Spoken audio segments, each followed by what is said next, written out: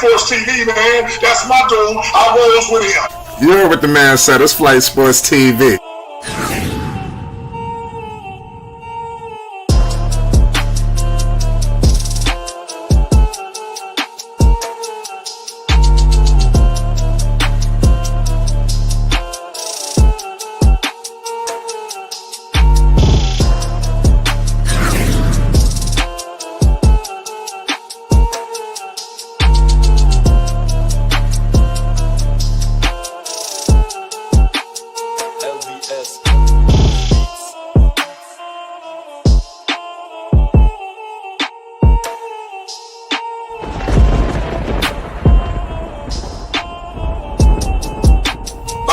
Flight Sports TV, that's where it's at.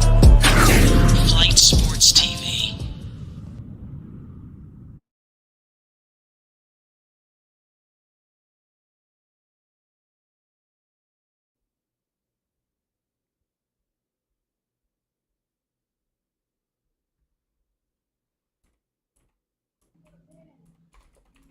Yo, what's going on, people? It's Flight Sports TV. I appreciate y'all for checking with me. I already know what it is. We back with another one of them things. You already know I got my man Sam Dracula with me. We're going to discuss big business. Sam, what's the deal? It's Flight Sports. We ain't going to waste no time with the people. Yeah, man. I'm chilling. How are you doing? Nah, I'm good, man. What's going on, man, with you, man? To let everybody know what's new with you, what you've been cooking up lately. Oh, I mean, on my end, youtube.com/Sam Dracula. I got Hornets videos over there. I'm a Hornets fan. I make Hornets content. So all that stuff is over there. I do a weekly podcast on the Charlotte Hornets on SI feed. So everywhere podcasts are found, you can find it there. There's also a YouTube channel to that as well. We just search Charlotte Hornets on SI. That's a weekly podcast I do with James Plowright. There's 2 other shows on the same feed. So it's not just us. So you just get 3 different podcasts with the same subscription, even though it's free. Yeah, man, that's me right now. Yeah, that's a good look. I want to get into what's going on with the Charlotte Hornets. Obviously, the season is going kind of wild. Yesterday was the first time we was able to see it look like the whole starting 5, rolling. It's been some time since we've seen that. Hopefully they could get acclimated and, rewrite this season. As you look at the standings, it looks kind of crazy, but I believe that a swing here, a swing there, they could get back in that picture. As you look at the loss column, it's not too far off, and we got a whole lot of season left to be played. What's the state of the Charlotte Hornets in your opinion? What's going on with the Hornets? Talk to us. All right. So yes, the projected starters going into the season played for the very first time last night. Now it's a bit weird because Mark Williams still isn't yes, he played, but he's still coming off of his slow ramp up. I swear he only played 17 minutes. Let me check real quick. Yeah, he played 17 minutes. So yes, the starters are back, but it's still kind of iffy, right? And then that plus Brandon Miller gets hurt once everybody is back. It's this horrible timing. But it's basically been the Hornets brand the last few years, where you get guys that come back from injury and then you lose somebody else. So the depth really gets tested. But I will say the record sucks. Right, 7 wins thus far. It's not good. 7-19. That's not good at all. But what is good and what is respectable is that this team is in games. They're competitive. They play hard. They have not quit. We saw plenty of times the last couple of years this team just flat out and die when they've been missing people. This team doesn't do that. Slow start doesn't matter. They fight. These boys are fighters, and that's encouraging. So no matter what happens the rest of this year, I'm super high and up on and positive for what they're building for the future. Because, this season, yes, they are technically in it still, plus they have 2 games against the Wizards coming up. So that should be 2 easy wins, and if they go somehow find a way to get to 8 games under 500, but then you're positioned. But regardless of that, I think that we're seeing a competitive group emerge, and it's up to the front office to figure out who's like worth keeping around. Because I in my opinion, I think this team becomes sellers at the deadline, and they figure out who they really want to rock with next season, when I think they have a real shot of going for it, like really making a real push next year. Good call on that. So you don't believe that this is the year? No, I didn't believe it was the year going into the season. I thought they're an 11 seed at best. Truthfully, like, they have no real incentive to make the playoffs anyway. And even if they do this, they get stomped on, right? So, because they don't have a pick. Like, if they make the playoffs, they lose their pick. And it's a draft you want a shot at. You don't have to full on tank, because the lottery odds doesn't really reward that, right? All you need to do is just be in the mix and show some competitive fire to have something to build upon. And that's what we're seeing.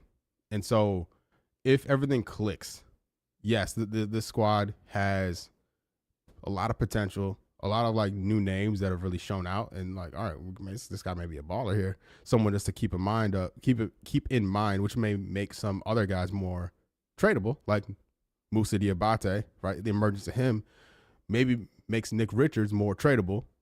And then if you could flip Nick, you get more assets. And then you have Mark Williams and Diabate as your front court going into next season, plus whatever you get in a Richards trade. So there's these guys, and like, for instance, like Micic had a nice little run with LaMelo being out, right? Micic as a bench guy is pretty bad, but as a starter, he's all right. But that's not really a real expectation, because any team starting Micic is probably a really bad team if he's your starting point guard. But he does show that upside, which should hopefully help out his trade value, right? If a team's trying to get involved with that. So like and then when you factor in like the Trey Mann and Isaiah Wong, who looks all right, like they're guys that kind of emerged in KJ Simpson, and we'll see what happens with Nick Smith Jr., but they're guards on the team that could make a Micic more expendable if they want to flip him for something as they get closer to the deadline. Or if they want to take a big swing, they have, if they want to go the Bridges route, they could do that if they needed to. Like, there are options out there throughout this kind of really poor record season, if they want to go that route, which is a flexibility that they haven't really had, where you're looking at the depth of like the previous teams being McGowans and JT Thor. Now looking at the squad that has a lot more depth, that's closer to getting to like the play-in contention. And I think that's something that Hornets fans should be positive about, even though the record isn't where it needs to be. But the beauty of it is they are competitive. They're not quitting like they have been, or they did several times under Steve Clifford. Like, at least through this point, a month or so into this, or 2 months into the season, whatever it's been, these boys are fighters, and that's something to be happy about and proud of. Right. You spoke about going that route. I do believe they need to go the Bridges route. Possibly that contract is very tradable. Yeah, we're going to get into a lot of different variables. You talked about the Nick Smith situation. We're going to get into Lonzo Ball too as well. It was a lot of rumors going on, what was it, 24 hours ago on Zion Williamson, and I had stated that I know a lot of people might feel it's crazy. I understand the injury concerns. You are the Charlotte Hornets. You don't have a whole lot of options, in terms of making big swings. Shout out to the BTW, the Chief Bartram in the house. You got to go for a big swing, in my humble opinion. I humbly believe they should go for Zion Williamson, because it's not like they're the New York Knicks, they're the Los Angeles Lakers. You got to go with that upside. If you could get Zion Williamson healthy in-house with LaMelo, with Brandon Miller, I go for that, in my humble opinion. Before we get into Lonzo, what's your thoughts on that situation with Zion if the Hornets were to go that route?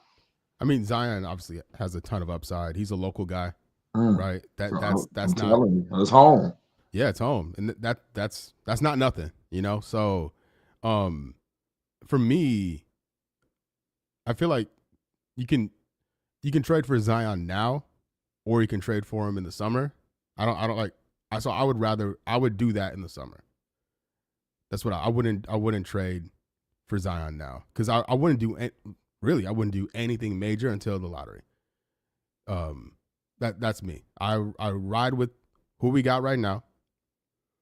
Offload veterans that have any market value. So I'm talking like Nick Richards, I'm talking Micic, like Seth Curry, I'm talking even Josh Green, Cody Martin, right? I know Grant Williams is hurt, but he'll be back next year if there's value there, right? I'm looking for opportunities to gain assets now, see how the lottery falls, and then pick a direction to go into. Because Charles Lee and this front office, well, Charles Lee's definitely new. He's a rookie head coach. The front office just got here basically, and then the ownership group has been here for basically 2 years-ish. They came in last draft cycle, not this past one with Salon, but the one with Brandon Miller. And so at some point, you got to get something going here. Like, it's the NBA. It's not the NFL where rebuilds take longer. The NBA, you expect a little quicker process with the roster flip. And it's hard to make that, I think, those big sweeping changes when the team hasn't played together. And so now that everybody's back, except for Brandon now, we'll see how that ends up being. But I think you can see you should, if it's me, I think you should look at the next few months and see what you really got with these guys. See what the weak link is amongst the chemistry of the team. Not saying anybody's a bad player, but maybe a bad fit or an opportunity to improve. And I agree with you. The Miles Bridges position, if this team has a chance to really take a leap, I think the power forward spot is a real place that they could make a major leap. A guy who is a much better defender or shooter at that position could go a long way. And like Josh Green at the 3 is fine. He's not going to give you anything really offensively, but he's a competent defensive player and a guy with a lot of experience. So that position could be upgraded too, but I think there's more impact potential with the Bridges spot, upgrading that spot. So I agree. Like, Zion would be fire, but I wouldn't really do anything sweeping, giving up any major assets like Bridges. I put him in the major asset category because he's under contract still. I would do that in the summer. I wouldn't wait. I wouldn't do it now I'd wait until the lottery. That's just Right. to see. Just to see. Right. Good call. It seemed like you being very cautious here. And I understand that. Yeah, it's like a puzzle, right? I want to flip all the pieces up to see what we got. We don't know, bro. Like, we haven't seen these guys play together. So I would rather see if this team actually works and then make the decision, because it's mid-December. There's mid-January, then mid-February. We got 2 months basically till the deadline. So let's see what we got. If they have some chemistry, get something going, because the chemistry right now looks non-existent. And it makes sense because, like, Mark Williams not 100%. These guys haven't played together, but they're making a lot of weird mistakes last night, man. And that has to figure itself out too. So it's an awkward situation, but I don't think the Hornets are in any rush to jump into anything major yet. I'd be shocked if they did anything major this season. Right. But it'd be fun though. Zion will be fire. Yeah, I think Zion is kind of like the big situation if they were able to pull that off. I think to a lesser degree, and this is not a knock, it's just I think they'll be able to acquire this at a lesser rate. I'm looking at Lonzo Ball. You talked about the Hornets making a series of mistakes. I want to talk to you about a guy who made pretty much not much mistakes last night, especially down in the closing stretch in the Chicago Bulls win in Toronto. Lonzo Ball was clutch. He played the most minutes he's played all season in 23. So you clearly see the minutes, the trajectory going up for Lonzo. The confidence is brewing. The Bulls, it seems like, is a fire sale. I think they really want to enter, this Cooper Flag sweepstakes, full on. You hear the rumors. They're going to let go of Zach. They're going to let go of Vooch. Lonzo is in the mix. His name is heavily in trade rumors. I'm hearing the Lakers. I'm hearing this. I'm hearing, if there's a situation where and you hear some teases. I don't mean to interrupt real quick, but Lonzo posted that he would like to play with LaMelo. He teased that on his, I believe, his story, if I'm not mistaken. What do you think about a situation where Lonzo could possibly come to Charlotte. I think they could get him possibly maybe in a three-way, maybe Chicago do him a favor. I think he would really elevate what's going on in Charlotte and get us to the promised land. What's your thoughts? So with Chicago, like they're in the mix. Like it'd be if I was a Bulls fan, I'd be pissed if they blew things up right now. Also, honestly, like they're in the playoff mix right now. So, but you know that ownership group is not the best. So I wouldn't be shocked if they decided to tank. But and they do have a lot of guards, like a lot of guards. So Lonzo being on the market would make sense, especially considering who they have on the roster right now and who they drafted. But Lonzo being healthy is awesome, first and foremost. Like I'm glad he's back. Charlotte certainly could use him. Like last night, dog, like nobody on that team could stop Tyrese Maxey. Absolutely nobody. And Lonzo could help with that. Like these small, quick guards, bro. Like you can get anywhere and anything you wanted against that Hornets team. And if it was a series, like I would hate to see Maxey every night because he just could do whatever he wants. And the Hornets played them again in a couple of days, so on Friday. So we're gonna relive that all over again. This is a matchup nightmare for the Hornets, and so a two-way guard like Lonzo, certainly a position in need. Yeah, I think he's gonna be a serious upgrade over everything that we have out there. Even you clearly see they're using him in a six-man role. I think that he would, really benefit there. And not only as a six-man playing alongside of LaMelo Ball, I think that they could take things to a new height, just the IQ. I think Charlotte need to try to do that, in my humble opinion. I don't know how much it'll cost them. I don't know how serious, Chicago is with blowing this whole thing up, like you said. Go ahead. So, like, Lonzo is a free agent in the summer, an unrestricted free agent. So, like, that kind of goes back to what I was talking about with Zion. Like, why do it now when you could just get him, theoretically, without giving anything up in the summer, You can create cap space, no problem. Any team can. You just got to, sacrifice some picks. And the Hornets can move some money around to make anything work if they needed to. So I would look at it like, if you're Charlotte, why give anything up? Even if you're buying low or whatever, like you could just get him in the summer, yeah? Yeah, I also think that Lonzo, his trade situation is definitely increasing, and a lot of teams are looking at Lonzo, not just possibly Charlotte, just on a solid favor. I think teams really is looking at, especially after a game like yesterday, where he hitting threes in the clutch, he's making defensive stops. I mean, you see the speed coming back. And like you said, defensively, you talking about Tyrese Maxey. What about all the other guards out there? So Yep. You need somebody to slow things down. What's going on? Yeah, no, absolutely. You good? Yeah, I'm here with you. Oh no, yeah. So I mean, yeah, absolutely, right? Like even with everybody back, Trey Mann offensively is like I think super solid and a really dynamic scorer, but he's not really giving you that on the other end. So with all the pieces in place, a second unit with Lonzo and Mann as your backcourt. Well, he's elevating the hell out of Mann.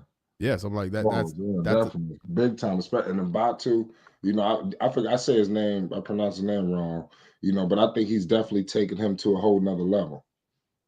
Oh, who's that? Diabate. Oh, Diabate? Yeah. No, Diabate is. Could you imagine Lonzo running out, with him and Trey and like I said, Miller? I mean, it's just if they could get it for nothing, I want to see how serious Chicago is here. I would try to do this. Yeah. No, I mean that second unit would really level up because you're basically going from Micic to Lonzo Ball. So like that's a crazy upgrade. That's a no-brainer. But and that's again, what it might cost them. Say again, sorry? That's what it might cost them too. It might be something for the low. Especially if we wake up tomorrow and they have a fire sale out there and they letting go everybody. You know he's going to be a part of it. You know, they clearly look like they want to go young. Kobe White looks like he's the guy there. We're going to find out what happens with them. What's going on with Mark Williams? You know, Mark is back. What's the status with him in Charlotte? So Mark Williams, you know, he missed a full calendar year of basketball, man. And so not only is that like bad for the team, it's bad for him because that's a year of development he's missed out on, right? He's in his third year in the league and he hasn't played 82 games yet. He's at 67 games played at this stage. And so right now, you know, they're taking it slow with him. You know, he missed the year with the back, and then going into the season, he injured an ankle, and then, you know, now he's only December 30 he was able to play. And so they brought him off the bench, keeping him around 10 minutes a night. They've been starting him now up to 17 minutes a night. They're just taking it slowly. They believe in Mark, even though they didn't draft him. This is not – that was a Kupchak MJ era. They did not draft Mark Williams. So they don't really have any loyalty in him, but they see the upside in him. So they're seeing what they got. They're taking it slowly with the big men. Backs and feet are issues, and he's had both already. So they're taking it slow with him. And he doesn't look like he's 100% yet. 100% healthy anyway, in my opinion. I think he's perfectly clear to play and all that. But, man, like last night, he missed 2 gimmies in the lane. And for a 7-footer with a 9'9" wingspan, like he looked real awkward. And then on the other end, you allowed Maxey to just take a jumper over him. Like all Williams could do was jab at him with his hands. Like he couldn't move his feet quick enough just to even attempt to close out and keep his hands in the air to make Maxey work for it. Like that stuff is concerning when they're not able to close out in time, and all you can do is reach when you're that size.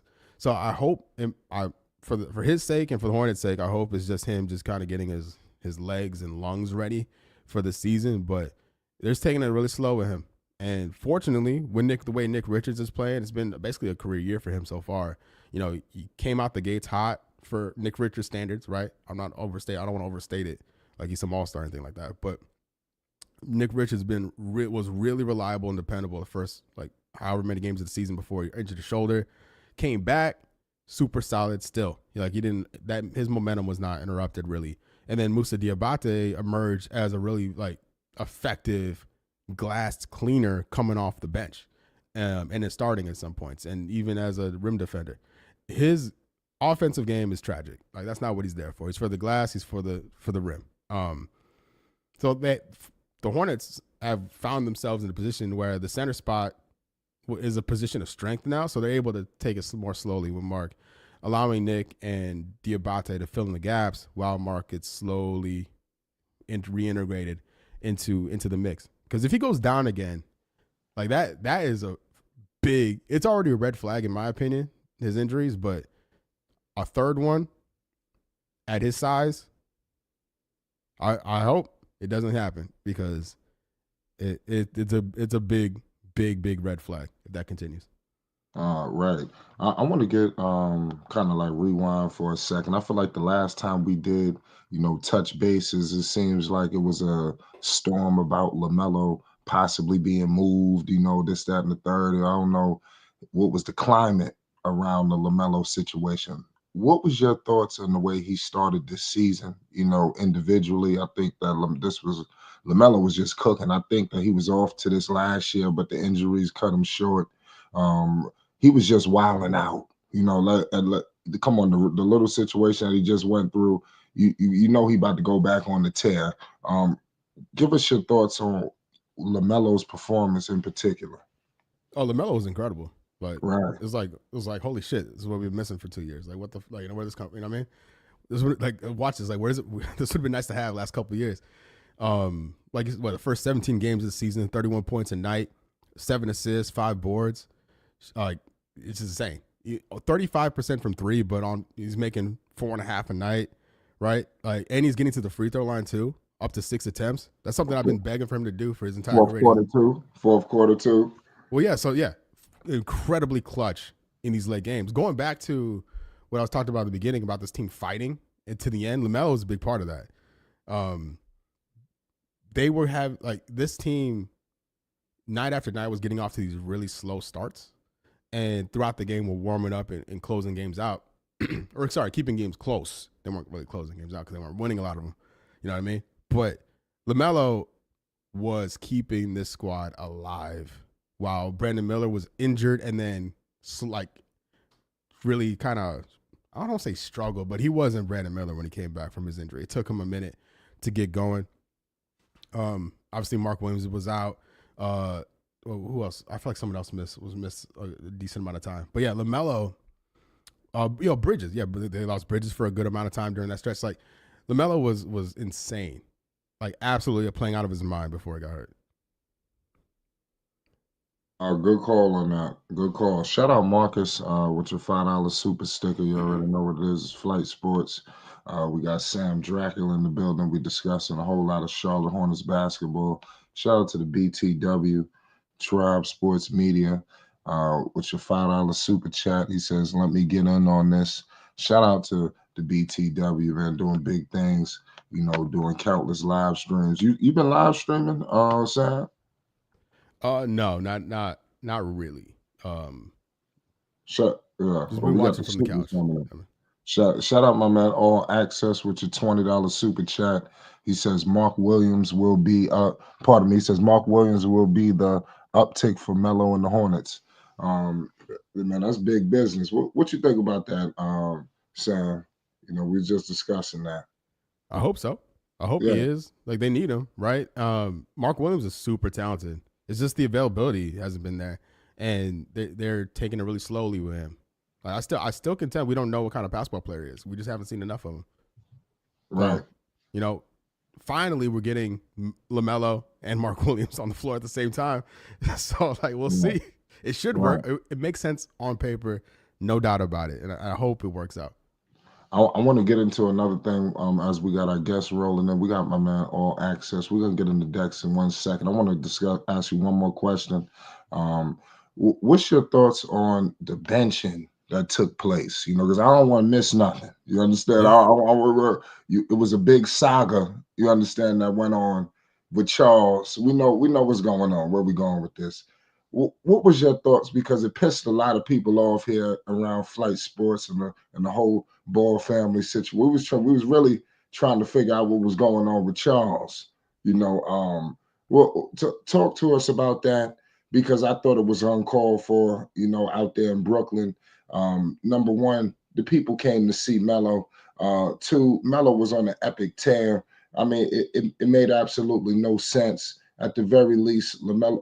I don't want to get into a decoy situation, because this was just a complete. Talk to me. Oh wait, what decoy situation? Because I feel like he could have been a decoy in the fourth quarter. Because he pulled them out. Mm-hmm. At the very least, he could have been a decoy. But I just feel like screw the whole decoy situation. Melo should have just been in the goddamn game. Give me your thoughts. I could see if he was on a stretch of bad, games, then possibly the decoy route. But this was just ridiculous. Give me your thoughts on that whole situation. I mean, I'll be perfectly honest with you. I don't care. Charles Lee benching LaMelo was in favor of Trey, man. At the time, it makes sense on paper, right? But you can't take your best player out the game in a close game. And LaMelo was clearly the best player. So I get what Charles Lee was thinking. But then you look at this guy, Charles Lee, his job is to coach LaMelo. If LaMelo wasn't giving him what he wants, he has to sit. That's how it goes. And if LaMelo truly had a problem with that I think that'd be kind of crazy about LaMelo. You can't. That looks like you can't take coaching. You know what I mean? And it shows the rest of the guys that if LaMelo can sit, anybody can sit. This season, also this season is not again. I'm going back to my expectations of this team. I don't view this as a playoff team. Never did. But if this was a team that was destined for the playoffs or in that conversation, and then you bench LaMelo, where one win could be the difference between where you're seated or not make the playoffs at all, then yeah, I'd be pissed. But I don't view this team with that level of expectation. I view this team as a team that's learning and a team that's developing. So I'm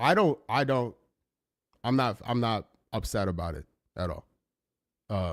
I get it from both sides, but I'm just kind of on it because you know what happened the next game.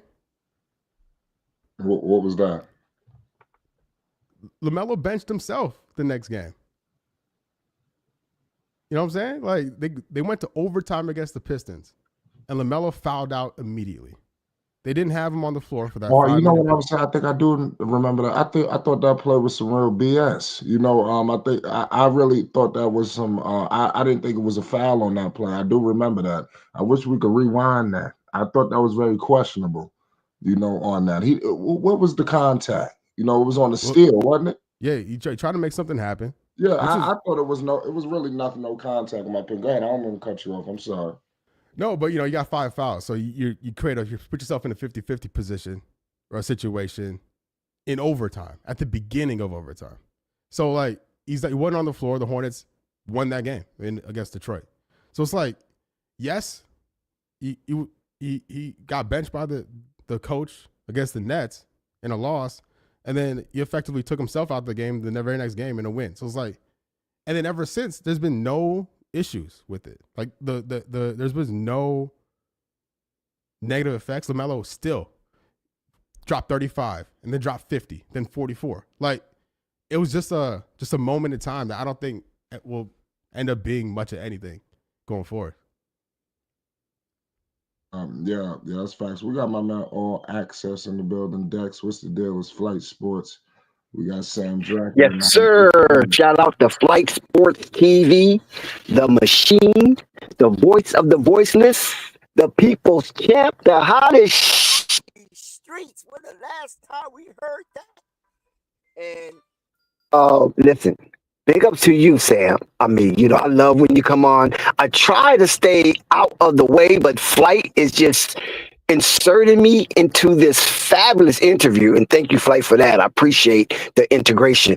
And listen, everybody hit that like button, man. I mean, we got Big Sam Dracula up here. We got an insider. We got someone who has some information, and that information he is imparting on us. Please hit that like button. Keep them super chats coming in, because we got our man Sam Dracula, and he don't come to play. Yes, he's going to be a little PC when it comes to the Hornets, because he don't want to damage any bridge that he has built so far with his incredible content uncovering the Charlotte Hornets.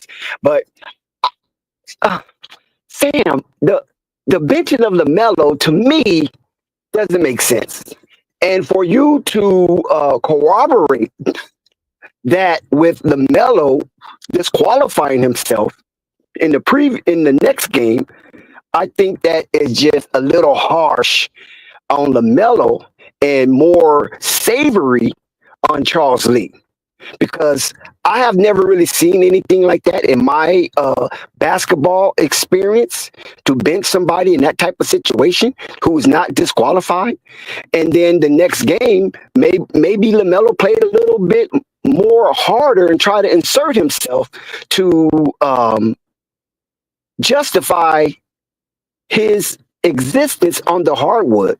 And that probably caused him to basically disqualify himself, trying to play a little too, aggressive, to show that I'm not just out here shot chucking. I'm trying to play defense. And when the last time someone of that magnitude, like LaMelo, Sam Dracula, get a foul out on a rookie? Well, listen, so this season started with LaMelo having some serious issues with fouls. All right. And we know the officiating isn't always the best. But you're at some point, those like 50-50 calls they're not going to go your way. And so what you have to do is mitigate the risk. And we've seen LaMelo make bad fouls. Not losing 50-50s, but committing bad fouls. And so when you're carrying one or two just bad fouls in the game, and then you just happen to lose those 50-50s, you're going to end up with 5 or 6 fouls. And that's just how it's going to be. He's done a great job of it since then. It doesn't happen every night. And it's not as big of an issue as it was earlier on in his career, the fouling. In fact, like last night, I think he was very good defensively last night, especially matching up against Paul George at times. Like LaMelo, I think, has stepped up in a big way defensively this season. But yeah, man, it's just like the effect is still the same. LaMelo wasn't on the floor in crunch time against the Nets. They lost.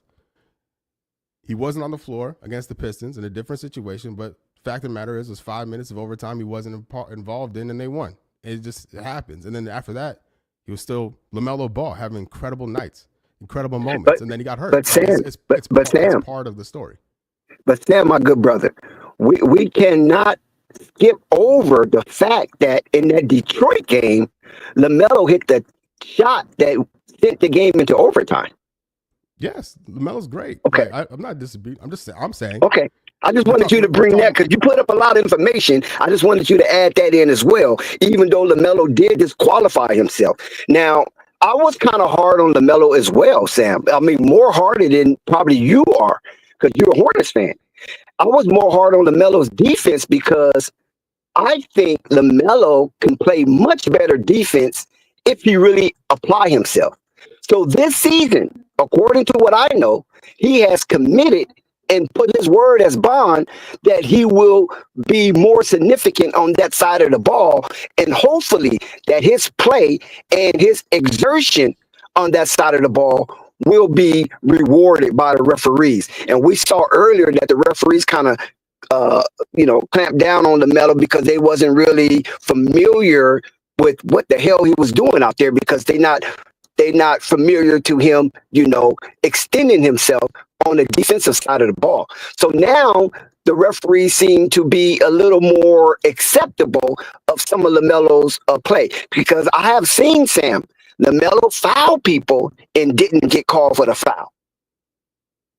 Yeah, no doubt. Like again, the refereeing is just kind of ass, right? Like it is what it is. But what I'm saying is, like, looking back to like some of those Boston games, like LaMelo at one point just shoved Peyton Pritchard to the ground.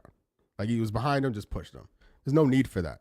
You pick up a foul, end up fouling out later. Those are the little things I'm talking about. That he's that's not in his game. Hasn't been part of his game lately. Like what I'm talking about is early season stuff.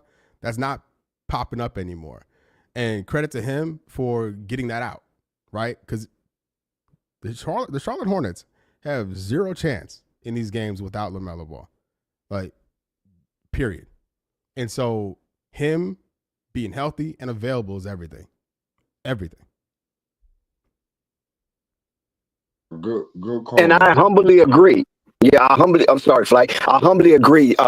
Without the presence of LaMelo on the hardwood, the Charlotte Hornets probably will win in totality, probably 18 games. And I'm being very generous because I don't want to sound like a hater.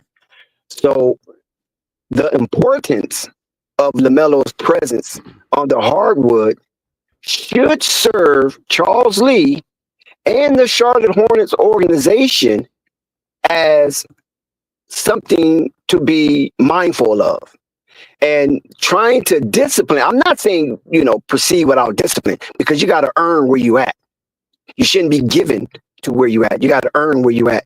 And so LaMelo Ball being very assertive on offense, and now he's trying to balance that with equilibrium on defense. And I just think we should be more appreciative of LaMelo attempting to play defense at a high level, because he has been scolded, even from his dad, since a youth, because he only was playing one side of the ball.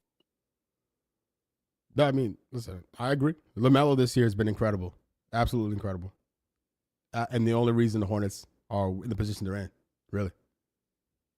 I want to get into Brandon Miller because we obviously discussed a lot of Melo. What about Miller's development? How's he been looking this season next to Melo? So I think overall, look, Brandon Miller, I think he doesn't look like a second-year player. I think he looks like a third or fourth-year player already. Now, this season's been weird for him because, you know, he was hurt and then was kind of wasn't good, was not shooting well at all. And then he got hot. Melo went out and he stepped up. Which is what you want to see. You got to see that from your second guy, right? On both ends as well. You know, his handle isn't the best.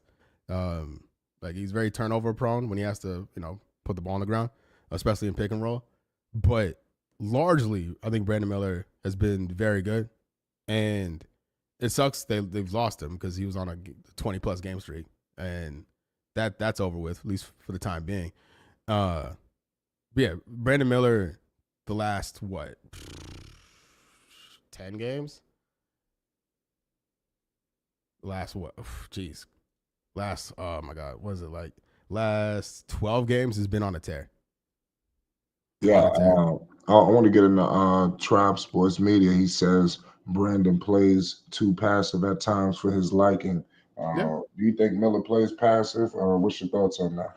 Yeah, I agree with that. I think his lack of size lets him down because I'd want him in that position to get to the line a lot more than he does. You know, he just seems very content taking mid-range and three-pointers. And I like to see him be more aggressive at the rim because we know he has the athleticism. He has the frame. Doesn't really have, you know, the muscle at this stage to get in there and be physical. So, yeah, there's definitely room for improvement there, getting to the line, because even during the stretch when he was not including last game, but the 12 previous games, he was 27 points a night. He was only getting to the line 4 times. Like there's so much untapped potential there and scoring output there if he can control the tempo better by getting to the free throw line and not settling for jumpers.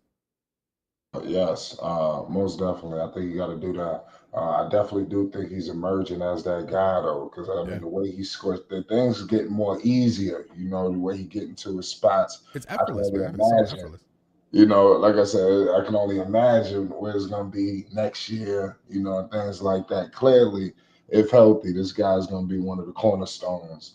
And him and Melo, the relationship is there. You know, they don't look like they're trying to go nowhere. You know, what you think about that? No, man, like think the about relationship. Yeah, no, I mean that pairing, that partnership is something really, really special. And then like on court, 6'7" point guard, 6'9" shooting guard, right? If they could figure out the best combination of like those other guys on the court with those two, there's some real opportunity for some matchup nightmares the next 5 to 10 years. Like this group is nuts. Like the potential with that backcourt is limitless if they can put the correct supporting cast around them. And again, going back to what I was talking about at the beginning, we just don't know what that is yet.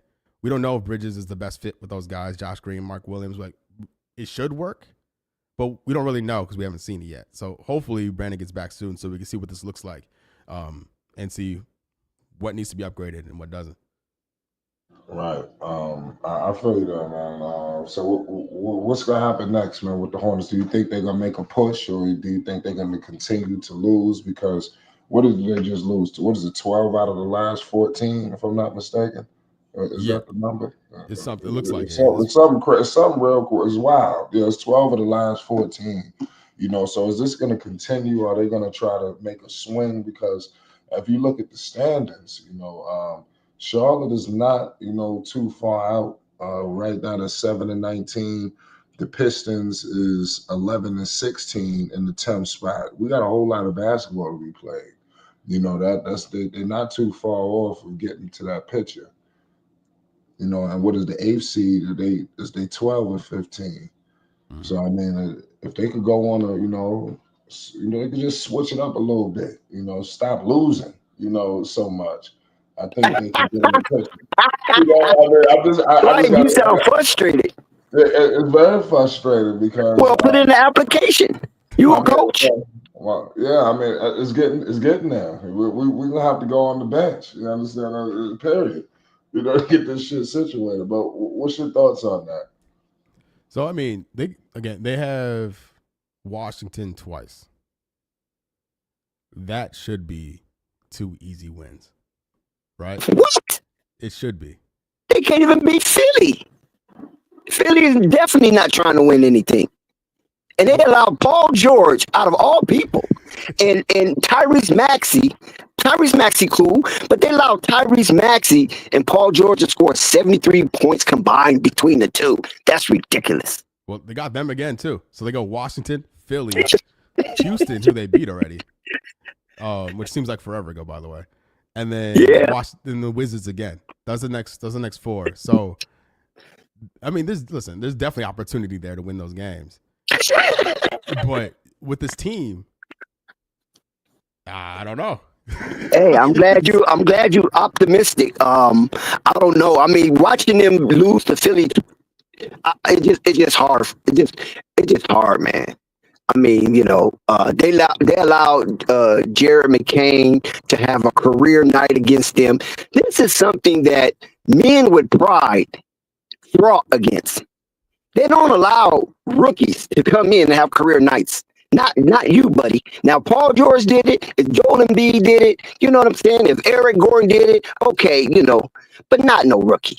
You can't have these rookies feeling that they can just come in and do what they want and feel comfortable against your squad. Especially when your squad haven't been relevant in at least 3 years. I'll give them the play-in years under Borrego. They was relevant because they was winning north of 40 games. But they was at the bottom of the heap. But still, they had an opportunity to advance to become more part of the extended season. But now we don't even see an inkling of Charlotte being relevant and competitive against the bottom tier. Okay, yeah, the bottom tier. Because they played New York tough, right? They played Atlanta tough. They were in those Philly games. They got dunked on by Cleveland, right? They beat the Pacers twice, right? Who should be a top 4 team, but they're completely just something's completely wrong with them. You know what I mean? So they show signs, and I don't view this team as a team that's quit like they have in the past. So this group, I think, is undermanned, man. Is undermanned. Yeah. Now, Stacey's in the. 1 second. I just want to highlight this. I wanted Sam to basically espouse on this. Sam, Stacey says in the chat, I already traded Bridges in my head. How you feel about that? I'm cool with that. I have no issues with that. I have no issues with that whatsoever. I think Bridges isn't giving us what we need defensively, and offensively has been too inconsistent for my liking. So, yeah, I mean, if there's an opportunity to flip Bridges for something, I'm not going to argue with it at all. I would love to know, Stacey. I would love to know what trade you have in mind. I love talking fake trades. So if anyone has any ideas, feel free to throw them out there because I'm all for it. Yeah, well, I mean, I'm not a tradeologist, but I did throw some hypotheticals, for Zion. They said they needed to be blown away, and off the top of my head, I was throwing out some crazy stuff. I was saying, listen, I'm ready to throw Miles out there, Believe it or not, I'm ready to throw Mark Williams in there. I like what I've seen from Diabate. I think he's ready to roll in and take an elevated level if necessary. So you can move on from Mark. He's injury prone as well. And then you let go of TJ and Salon. Okay, that's nice. We got the assets, with the players. Now we got to go out and try to get some of them picks. Throw Nick Smith in there, throw whatever the hell they want. They want some bets. I mean, give them Seth, give them all these guys. Cody. I mean, Cody. Talk to me on this. Go ahead. No, I feel you. I think this team is going to be sellers when the time comes, and I think Cody is just Cody Martin, by the way. Speaking of guys coming off injuries, this dude has played in every single game. I did not expect that at all. So credit to him. Absolute credit to him because he has been AWOL for 2 years, bro. And so salute for staying healthy and being out there and being competitive because he's been missed. That being said, he is very tradable. I believe he is under contract this year and next year. Next year might be a team option. I got to look at it again. I'm not in trade machine mindset yet. I usually get that way in January, but like the Hornets could be in the market to make some moves with guys. Josh Green, Cody Martin, Micic, Nick Richards, hell, Mark Williams, like you mentioned, right? Even like I would hate to see him go because I like his game, but Trey, man, like he showed a lot of value. Teams need scoring off the bench. Hornets haven't paid him yet. He's going to be a restricted free agent in the summer. That's a piece if they really want to package something together to get something going, right? Nick Smith Jr., like you mentioned, who's really kind of fallen out of favor in the mix. Seth Curry, expiring contract. Diabate, he's a two-way guy. If they trade any of those guys, they can convert Diabate to a full-time deal and then help retain his rights. So, like, Hornets got options if they decide to go fire sale, which is nice to have options. Listen, we got my man Sam Dracula in the house. You already know what it is. Sam, one more time, let everybody know where they can find you. We got a lot of people in the chat. Where can they get your information? Where can they get your videos, your latest content, news, updates? Talk to us. Yeah, Sam Dracula on Twitter. Sam Dracula on YouTube, youtube.com/Sam Dracula. I make Hornets videos over there. I think I'm gonna start doing live streams in January during games. Where I just watch the games live and just interact with the chat. So I'm looking forward to that. I just, holiday times get busy this time of year. Yeah, you already know. And then I do a weekly podcast, which is coming out tomorrow, but it's the last one of the year because again, the holidays. On the Charlotte Hornets on SI podcast feed. It's every week. On the same feed, it's my show with James Plowright, and then there's 2 other shows on the same feed. So that you subscribe to that, you get 3 shows a week talking Hornets. When you mean SI, Sam, that's Sports Illustrated? Yeah. Charlotte Hornets on SI.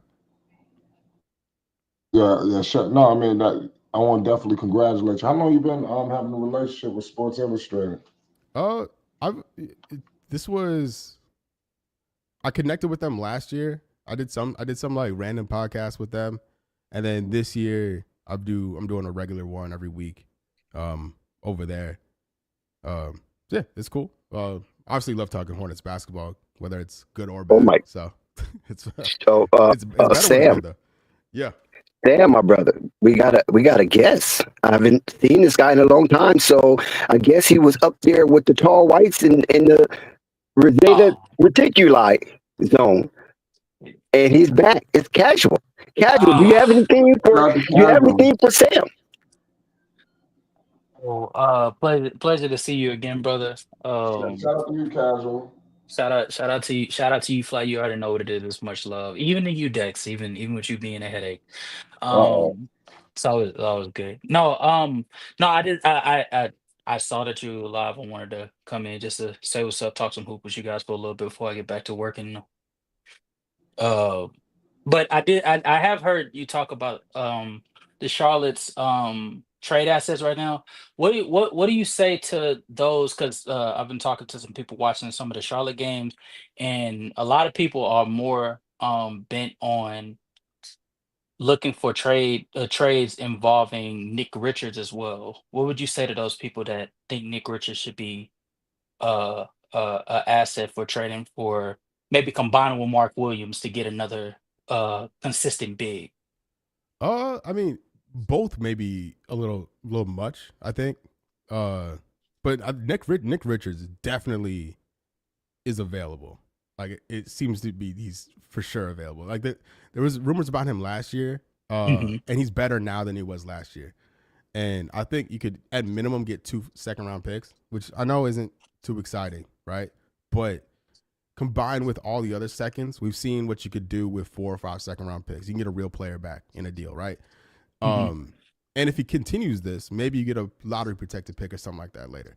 But with the way Diabate's been playing, I have a hard time seeing them parting with Mark Williams just because one of the owners has like these strong Duke connections, and Mark is his guy. And even though they didn't draft him, it's still like that Duke. What thing. owner is that? Gabe. Okay. And so there's that strong Duke connection, and I don't know. That being said, I think if anybody goes, Nick is the more likely one to be moved because Diabate could fill in as that backup center. Yeah, I actually think Mark Williams. I don't. Again, you probably are closer with some of the people in the Charlotte, like fan base, that could be able to speak about it more. But just from like my keen eye of watching Charlotte games so far this season, they just really need that consistent run protection. Yeah. And they tried to find it early on this year. They were running Grant Williams before he got hurt as like a small ball 5 a little bit this season. So they're trying to figure out answers to restrict offenses from being able to get at the rim with reckless abandonment. And it just seems to not be working. And so I feel like, especially with this being like the 3rd year straight, where they've given Mark Williams the opportunity and he's just been hurt. I think that eventually it has to get to a point of where you're going to be looking to outsource for maybe just a temporary big, if anything, just to be able to hold the fort down until you can find somebody that meets the age group that LaMelo and Brandon Miller's in, while also fitting the timeline of the trajectory that they're on. Brother, this is why I want them to draft Klingon, bro. Like what you just described. Bro, oh my God, yes. Portland got that. I was pissed. I was like, bro, they need him, man. What are we doing? This is what I was preaching, bro, like around the draft. I wanted Klingon, dog. That's why.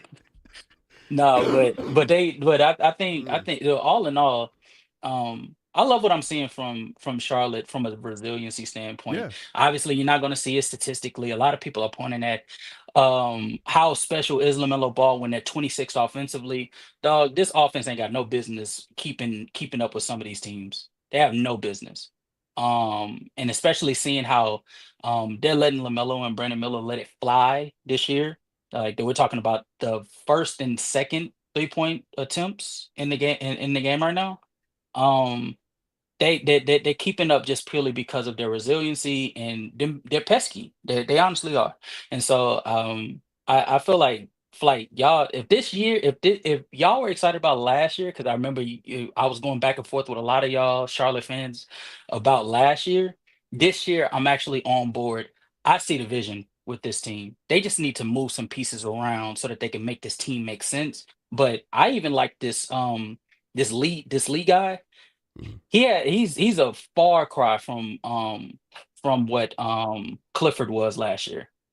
We actually seen some sets being ran. And that's all I could really ask for right now. So I'm okay with this team.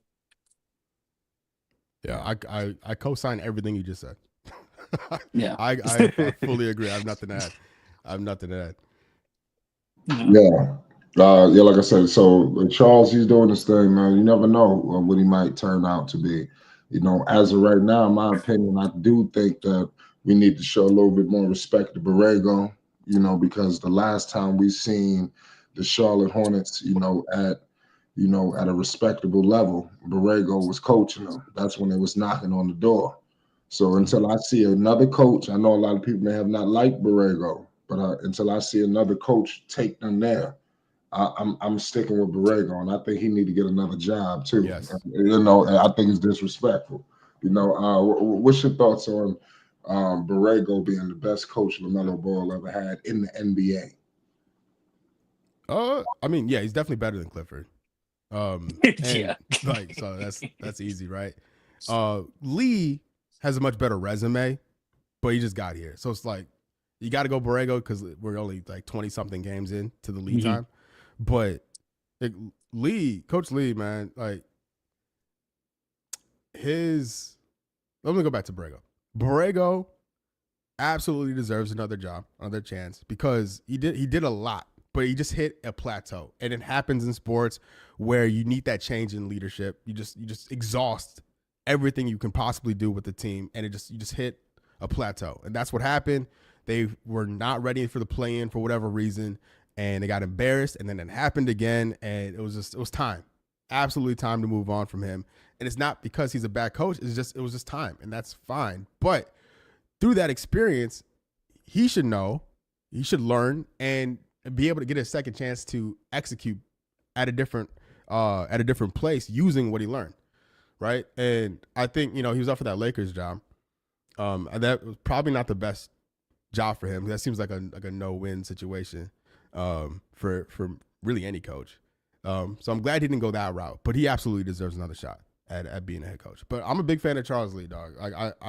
And he's a guy that is super well respected around the league. And similarly with Jeff Peterson, they know everybody. And I didn't feel this type of like connectivity with the rest of the NBA like I do now, because it felt like Kupchak lived in his own bubble and there was no like connectivity with the rest of the league. Jeff Peterson is like, hey, wait, you're making a trade? You want some second round? Like, could we get on this? We'll take some contracts if you give us some picks. Like, there are things happening, and I feel that kind of funneling down to the coaching staff. How like even like bringing Kemba back into the mix and kind of like revitalizing the Swarm coaching staff. I think overall, like all these hires are trending in the right direction. Yeah. I just feel like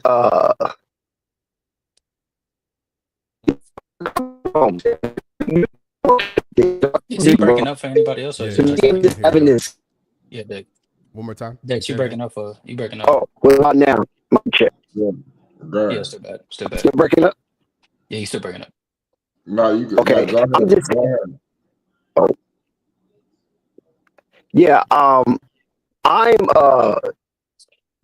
feeling that the continuation of a meandering direction with this Charlotte Hornets team, and they keep kicking the can down the road for some reason. It's almost like they just want the fan base to be gullible. You know what I mean? And for you, you're in the thick of things, right? You're in the tall grass. You in the wheat fields. You in the corn part of this Husker situation. What is really going on? Are the Charlotte Hornets trying to win, or is the Charlotte Hornets just giving us a meandering tour through the NBA? No, man, they're absolutely trying to win. They're just not trying to cash in to win now without they don't want to sacrifice the future to win now, right? Because if they're in the playoffs now, they're getting smoked. They're getting swept. Like it's not, you know what I mean? You're got to build something, and you saw that at the deadline, man. If they kept Terry Rozier, Hayward out of contract anyway, but Rozier and PJ, if those dudes were still on the roster, I would believe you. Like this team, I'll be like, this team is not serious. They are just cool with being who they are and have zero ambition. But the fact that they moved on from those guys, got stuff back, and are now attempting to move in a different direction, I think as a fan, gives me a lot of hope, because that tells, because that's what I would do. Like I thought they made a lot of smart moves. Almost this time last year, moving on from the core guys to blow it up a little bit, to create more cap space, to gather more draft capital, to change this roster, because they can't and weren't going to do the same thing over and over again. And I give a lot of credit to these owners, man. That's what you. Because that's what you do. Hold on, wait a minute. We got a new guy on chat. We got Stacy Van Diver. Yeah. What's good? This your first time on the channel? Yeah, it's the first time on the channel. I've actually spoken to some people in this space over the summer, but I don't know. I never came into the channel before. No, listen, you're always welcome to the channel, man. Where you from? I'm from Atlanta. From Atlanta. Okay. All right. Shout out to Atlanta. I'm a former basketball player myself. Yeah, former basketball player myself. Love the sport. But yeah, what he was just saying is exactly right. Where the moves they made, they took the PJ Washington, Terry Rozier, and Gordon Hayward. They took their cap and basically cut it into pieces.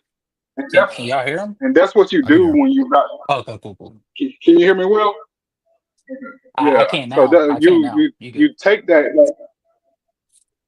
you take that cap and you add it up, and we're up to like $74 million in cap space. If you look at the pieces that we got that we really are not looking forward to keeping, Boston Misic, I keep Cody.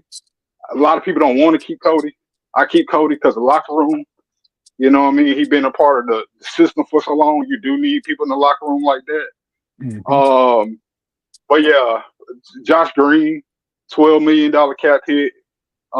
We also got $14 million of dead money right now that falls off at the end of the year. So if you add it all up, it's up to 74 to $84 million. And with that being said, I've been seeing it from the get go over the summer. I'm also like my Western Conference team that I support is the Pelicans. I've been seeing what's going on, and I've been telling the Pelicans fan base they about to let it all go. Been telling them from the beginning of the year. I've been seeing how Willie Yeah, Green has not coached the team. They do not you run you having a bad Borrego's year, offense. Stacy. Oh, I watch it. I watch every game. I got league pass. Yeah, I see it. I I feel see for it. you. I I feel see for every you, You bro. game. gonna tell me they're gonna run Willie Green out of town? Well, no, I'm good with it. Pelicans and Cause Charlotte like, in the same year. yeah, yeah, I'm built Okay. for it tough, bro. I'm not like that. You know what I'm saying? I'm built for it tough, bro. I won 3 out of 4 state national. I mean, 3 out of 4 state championships in Atlanta, Wheeler High School. Yeah, I'm I built for it tough, bro. I It ain't, it appreciate your ain't. enthusiastic loyalty, no doubt. Yeah, me and you spoke over the summer, bro. We did. We spoke over. Well, anyways, on T. Barton's chat, whatever. But hear me out real fast. You look at it, what how you say it, Pocheski or whatever. We cut him. Oh yeah, Yeah, Picked up Puku, Puku. yeah, Puku. We cut him. Um, Reggie. The other guy we had got from the Denver Nuggets, and we basically cut him right away. oh Reggie Jackson. And they gave us a draft pick, Reggie Jackson.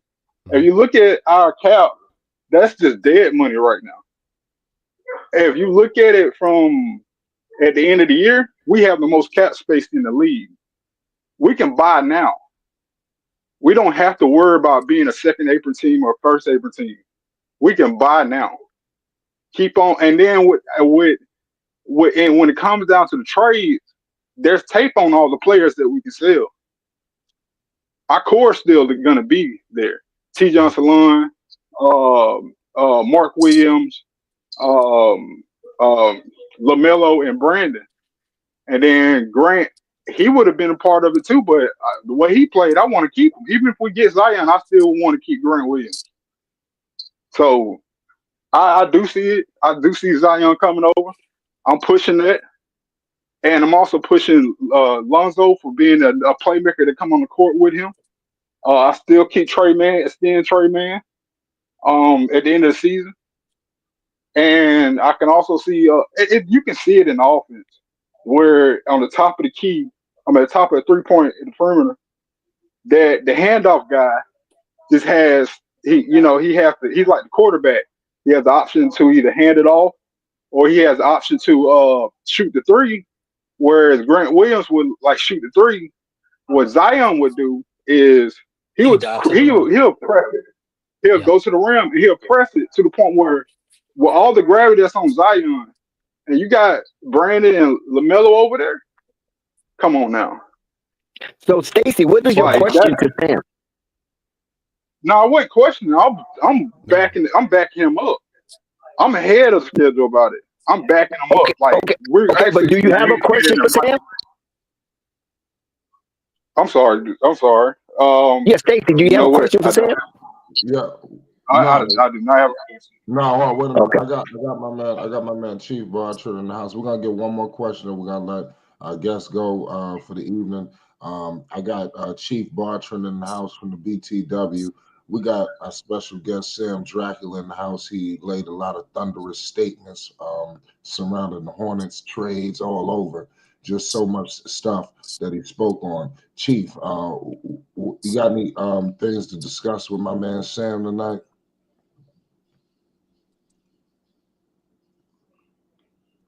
Well, it looked like Chief got some technical difficulties. Or he Um, might be on mute. yeah, well, he'll probably come back in. But what I will say, Sam, before you get up out of here, you got any thing that you want to say before you leave? Oh, no, man. Thanks for having me. Always enjoy talking Hornets basketball and talking with you guys. So anytime, let me know. I'll be here if I can. Yeah, most Yeah, definitely. salute, salute. We're gonna be staying on top of all the content. You already. Oh, but we got Chief in the house. I don't wanna leave. I want to get this one last question if he can get in here real quick. Yes. My Y'all hear bad. me now, right? Yeah, my bad. We're gonna want to get the last question for Sam before he get up out of here. Did you hear what I said before you cut out? Yes, I did. And I Yeah. do have a quick question for Sam. Peace to everybody. I've been watching Sam for a few years. This is my first time interacting with him. I wanted to do a follow-up to a question that was asked of you, Sam, because I am also in these Charlotte streets, and I'm asking you, how long does Rick and Gabe have a grace period before the pressure increases for them to make moves? Because in the beginning of the season, I heard a lot of talk about how competitive the Hornets will be. That's what they promised the fan base, right? We didn't hear much about playoff moves and different things like that. We heard togetherness. We heard about Hornets DNA. We heard about, I don't know how many wins we'll have, but we can promise that each game will be competitive. We've heard these things, right? Now that we're into the season and the play of LaMelo Ball has captured the NBA universe, and I'm beginning to sense a little restlessness in some of the fan base. How long do they have before it's like, what's going on? What's happening? We can't slow pace it the way the previous regime did. So what's your thoughts on that, Sam? Yeah, I think. Thank you. First off, thank you so much for checking out my stuff, man. I appreciate it. The grace period ends this season after this year. In my opinion, I think they talked about building a premier NBA franchise, right? They're doing all these renovations to the arena. They're building a brand new training facility. They got this highly coveted assistant coach, this hotshot young GM, right? They got these ownership group is like this. They're saying all the right things. They've been doing a lot of good things, like roster wise, but by the end of this season, like this next offseason, that'll be 2 years basically with this group. And it's time to see some real movement forward after that. And I think the way this team is competing right now is a positive sign for things to come. I don't think the roster is there yet. And it's on them to fill in the gaps and make that push next year. Because, it's not a secret. The Hornets don't own their first round pick unless they're in the lottery. And so after this draft cycle, they're free of any future draft obligations. So if they want to get involved with packaging first round picks, they can. You know what I mean? Like they'll be free and clear of all that. So my grace period is, and also Charles Lee too, because I want to give Charles Lee as a first-time head coach a grace period of a season too. Like I respect fans who want this team to be in the playoffs. Like I respect the optimism, but it's a first-time head coach. He's gonna make mistakes. You know what I mean? So after this year, it's on. Like the clock has started, and it's for everybody's sake. I hope they execute. I just feel like we're saying that every year. But this is different because these are new guys now. These are NBA guys. It's not Michael Jordan anymore. You know what I mean? These are guys who want to make this happen. What does progress next season look like to you?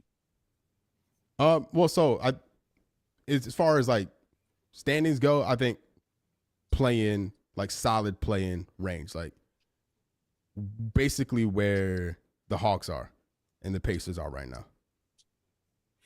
Yeah, so like that tier of the East. to keep it transparent, I have not agreed with everything you said on your pod, but I do follow it, Sam. Hey, it's fine. That's fine. You don't have to agree with me. That's fine. I don't mind. Yeah. Well, Sam, we appreciate you, man. We're gonna get back with you. We ain't done here in Flight Sports, Sam. We're gonna have you back. You already know what it is, man. I appreciate it. Happy to join anytime. Y'all have a good night. Hey, salute, brother. Happy holidays. Yeah, man. So it was a lot to break down. You know, we got BTW in the house. What the hell is going on with the Charlotte Hornets, man? Hey, In your opinion, man. Obviously, Lonzo, his name was getting percolated out there. Lonzo been cooking. You know, it seemed like he building on something. Yes, sir. I'm telling a lot of people with these kind of injuries, obviously this is unique. I look as next year for Lonzo to really just look like, you know, where damn near where he was, in my opinion. I think it's gonna take maybe a year, you know, to get there. But I see every game, you know, just something more and more and more. You think the Charlotte Hornets should go after him? Yes, of course. I think that I'm just, you know, I love it. Now for my Bulls, I'll say this. And shout out to the Bulls. I like the fact that they are putting Lonzo in a position where he is now in rumors instead of casting him to the side as like, you know, he's back. He's been hurt for 2 years. Let's put him over to the side. I'm happy that they're even putting him in clutch situations to show that he can still cook, you know, because they don't have to do it with Io and the rest of those guards there. You know, they don't have to do it. So I have a tremendous, great deal of respect for, and I don't say this much because, you know, I have issues with the Ryan Storrs family in Chicago, but from the mouthpieces, from Stacey King, you know, and the others in terms of PR, it's been nothing but celebration since Lonzo has been back. So shout out to the Bulls for that. You know, Stacey King, big baller, blah blah blah. You know, so the Bulls have put Lonzo in a nice position where he can leverage a deal with Rich Paul, the best agent in the world. I don't care what you say, you know, and now he can leverage himself over into a new deal next year. I just want him to take his time. I don't want him to push it. I don't want him. I know he's excited. You know, because what Lonzo is doing is unprecedented. And if he can stay in the league for any long amount of time, it will be one of the greatest NBA comebacks in the history of the NBA, in my opinion. I'm not saying that to glaze anything, because of the nature of his injury. No one has come back to play, even in the snippets of the level that he's playing right now. No one has come back to play the way Lonzo was playing with that type of knee injury. It just don't happen, you know. So I want him to leverage himself to get the best deal possible, and for him to get a role next year where he is a key piece on an NBA team, because it's long overdue for Lonzo. So I'm cautiously optimistic, but I worry. I do worry, you know.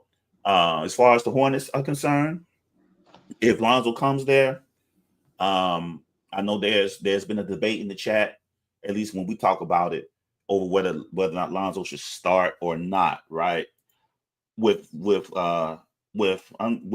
Brandon Miller being at the 2 and LaMelo being at the 1, Lonzo in Charlotte unless they move Brandon to the 3, Lonzo will come off the bench right now. The ownership has dead set on making Brandon Miller like the secondary ball handler to LaMelo Ball. And the one thing I notice about that ownership is when they have their minds locked in on what they think, then the team executes what they say. That's why Mark is still there, you know, and everything. But to have him there, you know, to run that second unit, with LaMelo run the first unit, it'll be bedlam. And then sometimes, depending on Lee's growth, you know, they can close it. LaMelo and Lonzo can close it out together, man. I mean, you know, there's a lot of versatility they could use with LaMelo and Lonzo. The pace won't change. The pace will be the Chino Hills pace.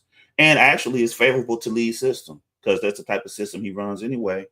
So Lonzo being there with LaMelo, where they're both, either one of them is on the court at the same, with either he or Lonzo's on the court at the same time, right? I think it would be a good deal for the Hornets. Although I must say, like, I like what the Bulls are doing with Lonzo right now, and I think for his long-term thing, the Bulls has put Lonzo in the position to leverage very well this summer, just because the NBA is posting all his feats, his defense. He's being put in a good position by the Bulls, even though word is the Bulls are looking to trade Lonzo. And the latest I heard was that two second rounders will do it. We'll see how that holds up in this flex of fleet season.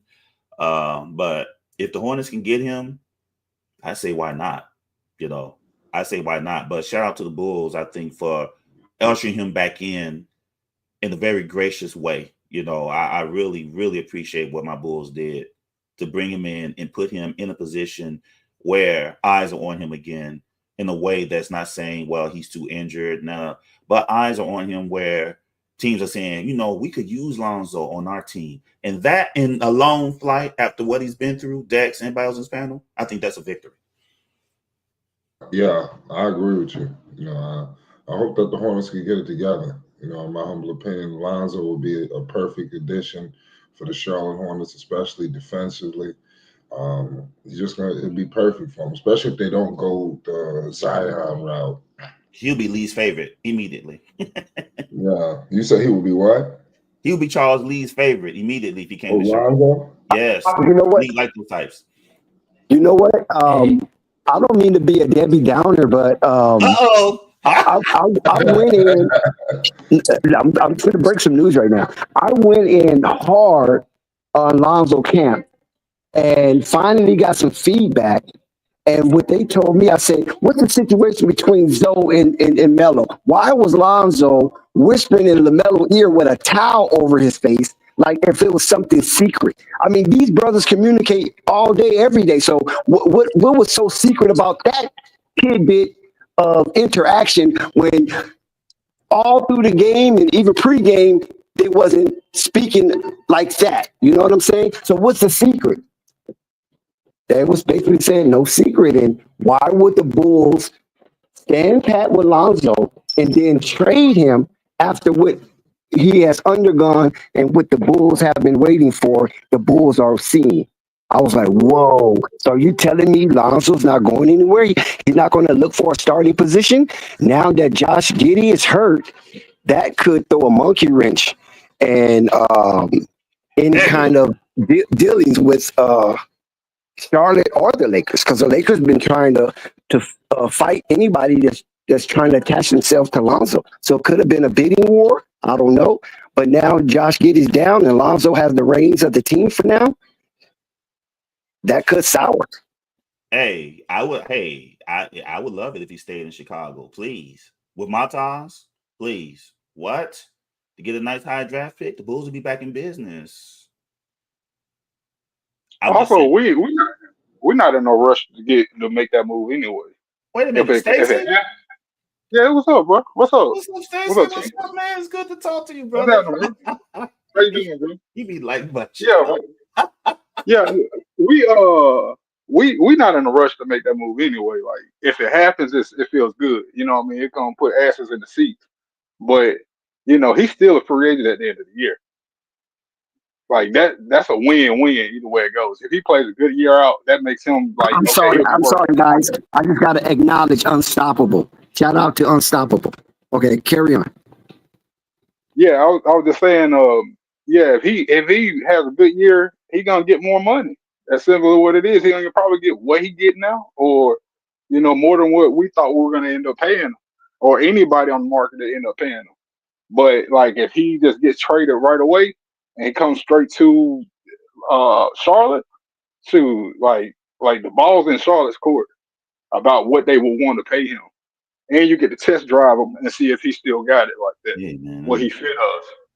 So, but it's no big rush to get Lonzo right now. I just got to say, man, the Bulls are showing a lot of love, and Chicago is showing a lot of love to Lonzo right now. So if he stays, if they can create a nice deal for him to remain in Chicago, I don't believe the fan base would oppose at all, because the fan base is they almost universally are singing Lonzo's praises right now. They are. And once the Bulls love on you, we love hard. You saw what happened with Taj when he was there. You know what I'm saying? You get, pause. But you know what I'm talking about. So if he can carve out a role there, and the organization has not thrown any salty PR his way, I think if he stays in Chicago and he can work his way up to the point where he can possibly start or play long minutes and begin to put the Bulls back where they were before he was injured, then it's a win for the Bulls, man. And he'll stay right there while Montas continues to develop. Depending on the record, I'm hoping the Bulls go ahead and blow it up. Let Levine and Vooch go. Hunt for Ace Bailey or Cooper Flag, depending on how the ping pong balls bounce, or how Silver arranges it. Get Ace Bailey, get Dylan Harper. You know what I'm saying? Get Dylan Harper. Get one of those young players, that can fall under the leadership of Lonzo Ball. Because Lonzo will be a leader in that locker room, especially if they let go of Levine and Vooch. Lonzo will be a leader in that locker room. The locker room loves him, and Lonzo can insert Triple B DNA in Chicago, So for me, it's the best of both worlds. The Bulls is my team. The Hornets is what I cover. So, hey, if he stays, I'm good. So Chief, what's his value right now? They saying second round pick right now. They said the rumor came out from Evan Sittery that the Bulls are, and the rumors are that the Bulls are looking to move Lonzo. That's the rumors right now. And the talk was 2 second-round picks would make the deal. That's what they said. Right now, we'll see. That's what's being put out there. Once the phone calls start, we'll see if that stays the same or if AK decides to say no. If he has big games, if you have a big month, the value goes up from a second round pick, from two second round picks. Value.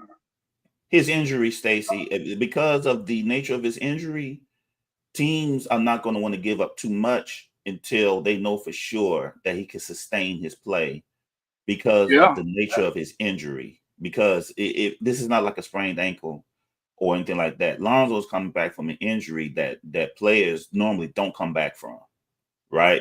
So because of that, and because Lonzo will be a trailblazer in this, is when someone blazes a trail, it's always rough for the trailblazer. Lonzo's successful. Other players who may have similar injuries may reach in to see what Lonzo did for his knee, and other players will follow suit to do the same if or when, knock on wood, their knees become, if they happen to fall into that type of injury that Lonzo fell into, which is possible in this NBA. So there's no way the Bulls fan base could ever say, "Oh, y'all only traded for a second round pick, so we like," and then he goes off and have a good career with somewhere else, and they only gave him away for a second round pick, and they get mad about it. They can't do that. Let me tell you something, Stacey. If Lonzo is moved from the Bulls and he cooks somewhere else, it'll be just like it was with Larry Markkinen. The Bulls fan base will be pissed. If he cooks somewhere else, they would be pissed. When we could have kept him. But now he's cooking in Charlotte or he's cooking in LA.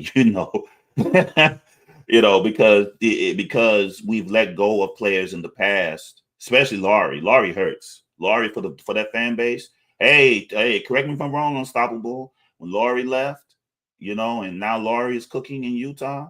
There's some of us in the Bulls fan base that are crying crocodile tears to this day over Laurie, and there are a few other ones too. So, if the Bulls believe in Lonzo and decide to keep him, they'll keep him. But the asking price, the Bulls won't be able to push too much on the asking price. They won't give him away, but the asking price, because again, of the nature of the injury, I don't think that the Bulls can ask for a first round pick, because a GM on the other side will say, "Wait a minute, what about his knee? What's going on?" You know what I'm saying? So, so everything. Eric says Utah don't like Laurie. He's always hurt. I'm not talking about Utah, Eric. I'm talking about Chicago. When he was cooking, Chicago was saying we shouldn't let him go. That's a fact. So yeah, so that's what I see in that. You know what I'm saying? I have a question for Dex if he pops back up here. I've been wanting to ask him this. Flight. Man, with you. Hey, Flight, man, I want to stop right quick and just give you flowers. I want Real to, talk. I want to give. I just want to thank you, brother, for your support of the BTW, man, and for the machine support of the BTW.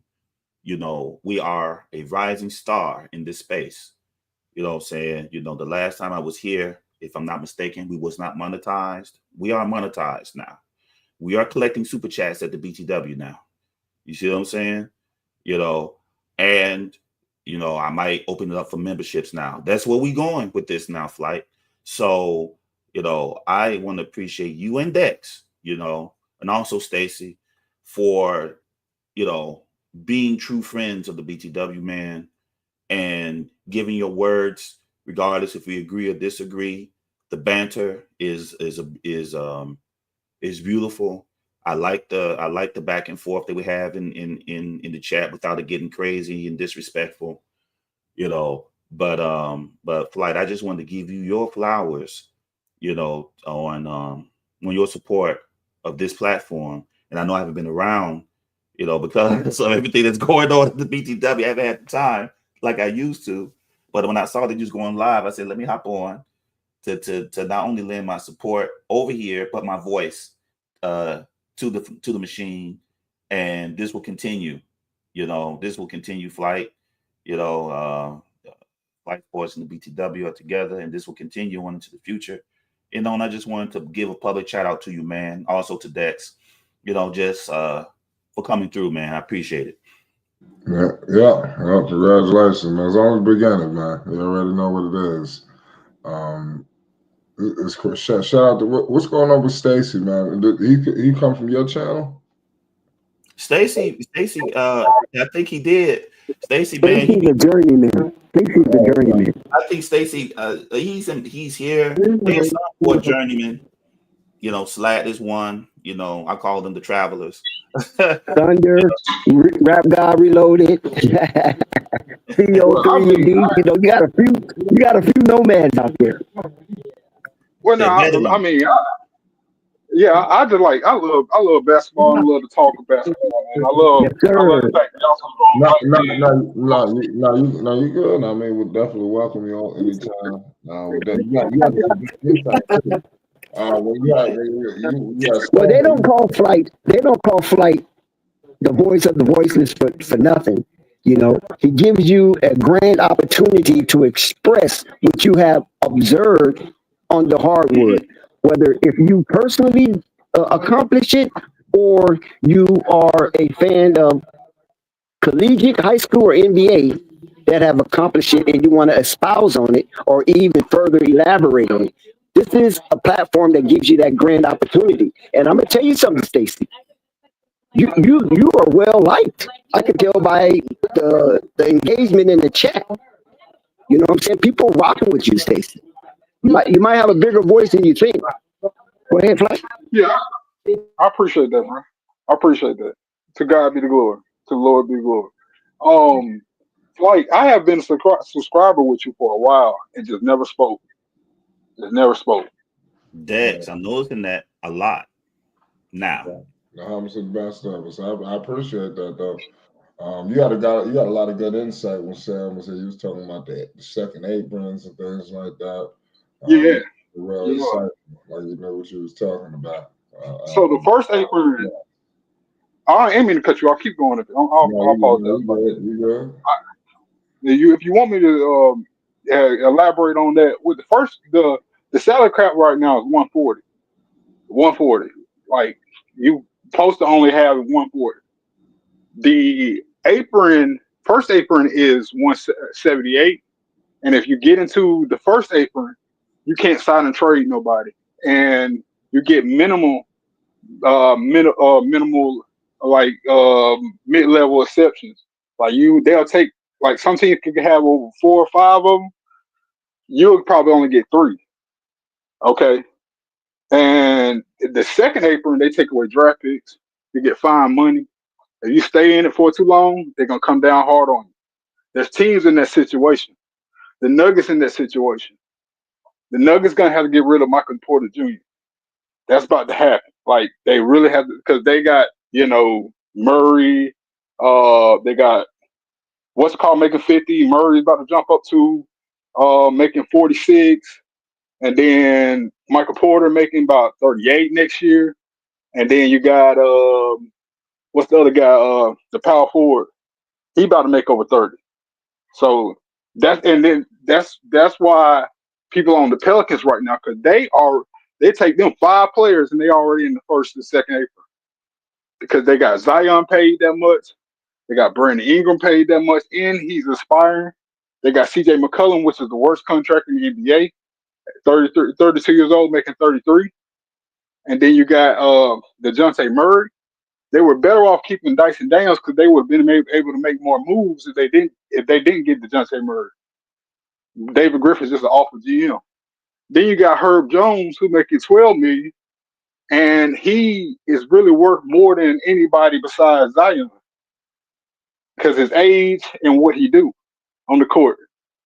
So that's the problem what they got going on, and that's the reason why they stuck right now. They actually have to trade 2 players just to get rid of one.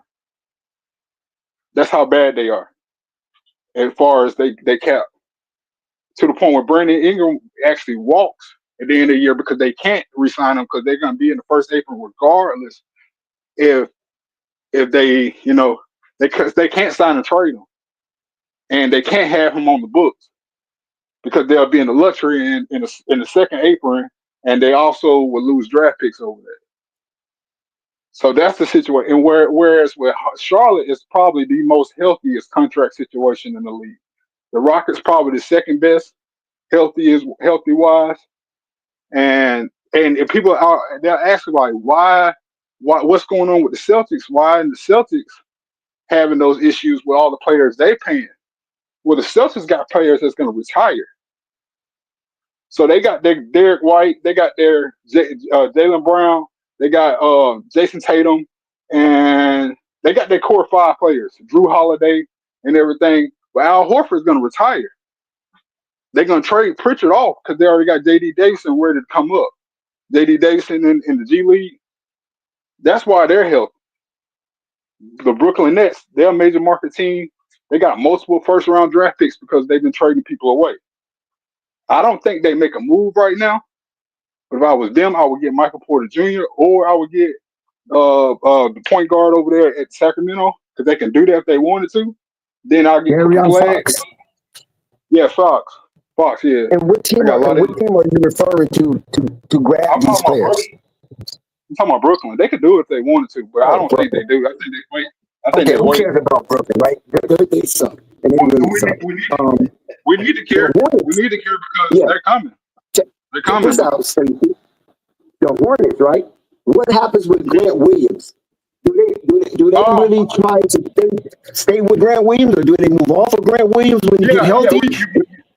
In my opinion, you keep Grant. You keep Grant. You keep Grant.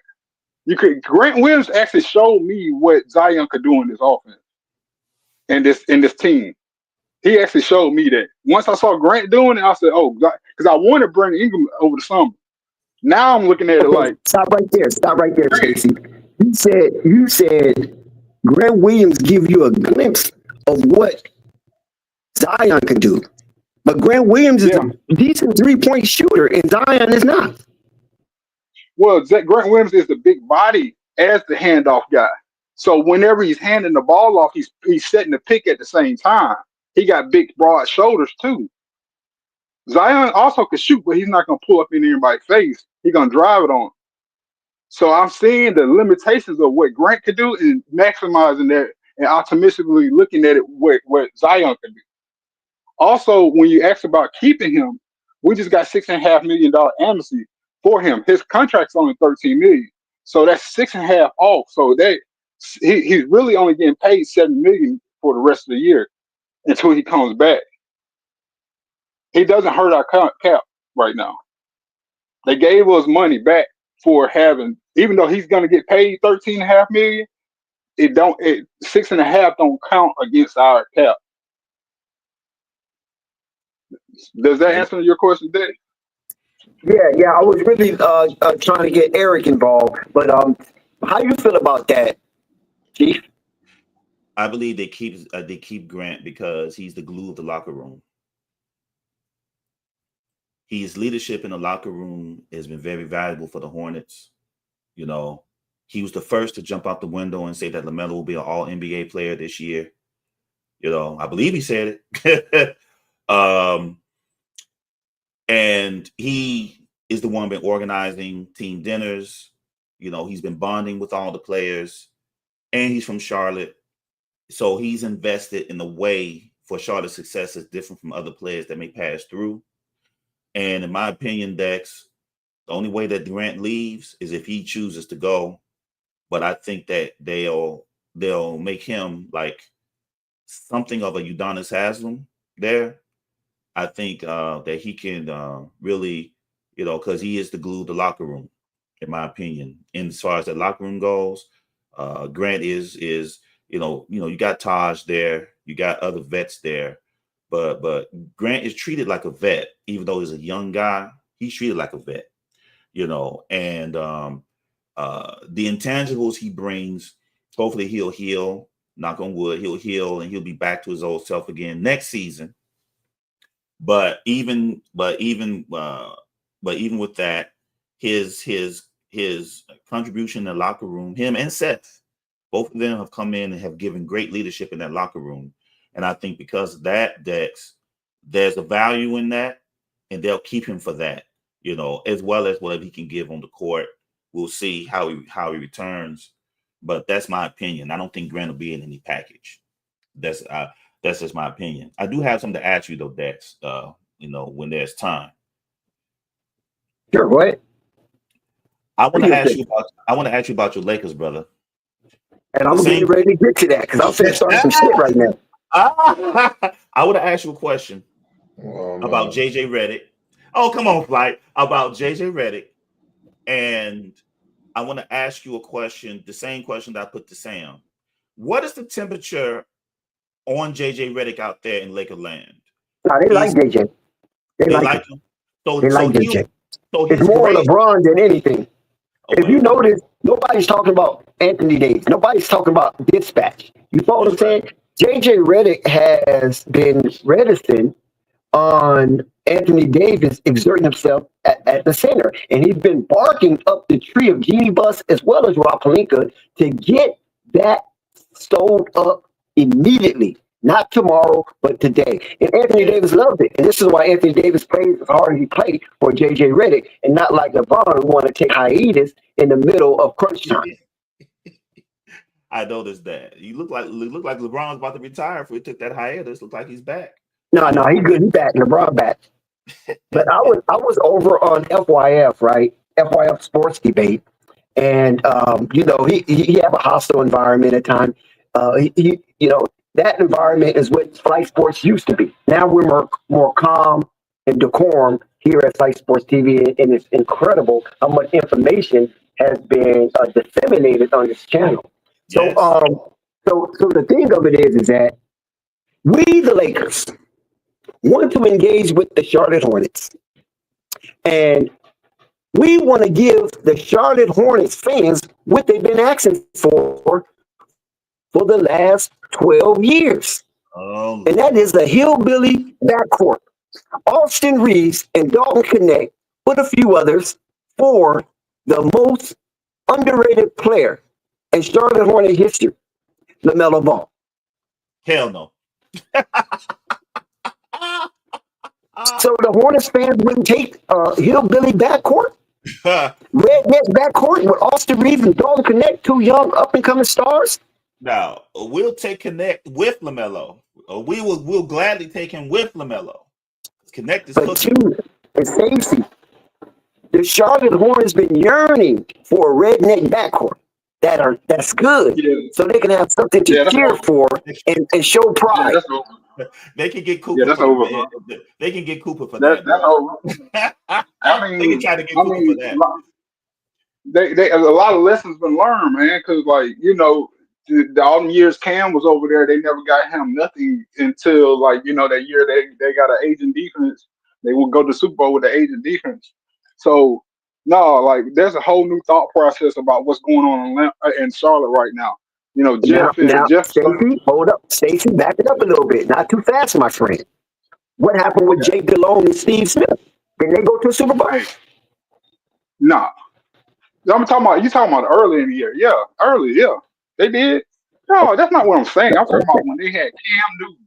I'm comparing LaMelo Ball to Cam Newton, not Jake Delhomme to LaMelo to But Cam no, Newton. Steve Smith. Steve Smith was a standout for Charlotte. Yeah, see, we're gonna get way off subject talking about that. We're gonna get way off subject. Because like I'm just saying, y'all have some standouts in Charlotte. Well. Okay. We're gonna get way off subject because that was a different time of football. It's not like they just been surprised. That was time of football where pocket passer was everything compared to Cam Newton, LaMelo and Cam Newton, Lamar Jackson type of players, bro. Like, come on, bro. Like, come on. Let's not even do that. So Jeff Peterson and Cam Newton was an MVP. I give you that. Cam Newton MVP. What's called the term 40 the other day? Only thing I'm saying, look at Thunder. Look at Thunder. Thunder's so active right now. The only thing I'm saying is that they've been yearning in Tobacco Road. They've been yearning in Tobacco Road, Stacey and Chief, for a hillbilly backcourt. What is wrong with having two rednecks that are very serviceable and could be fringe all-stars in up and coming years? That would be wild in Charlotte. They would if they lose LaMelo. If they lose LaMelo, they will lose it all. Yeah, that's not going to happen. If they let LaMelo go, then Brandon will be next, and whoever the Hornets get at the top pick will be next, because it'll be said that the Hornets. Come on up here, Big Al. Come on up here, fight with me. That the Hornets cookies can be taken easily. So we'll just let them develop. We'll just let them develop LaMelo into a top 10 of an MVP list. Grab him, then we'll let Brandon develop in a similar trajectory, and then when it's time, grab him and whoever they get, Cooper Flag, Ace Bailey, whoever. The Charlotte Hornets. Honestly, Chief. Yeah, I see where you're going with this, and you're right. But honestly, Chief, isn't that the trend of the Charlotte Hornets since their inception in 1988? And that trend needs to end. Yeah, it's not happening, bro. Because if the Hornet fan, I'm gonna let you get in right in, Stacey. I'm gonna make this statement. I'm gonna get right in.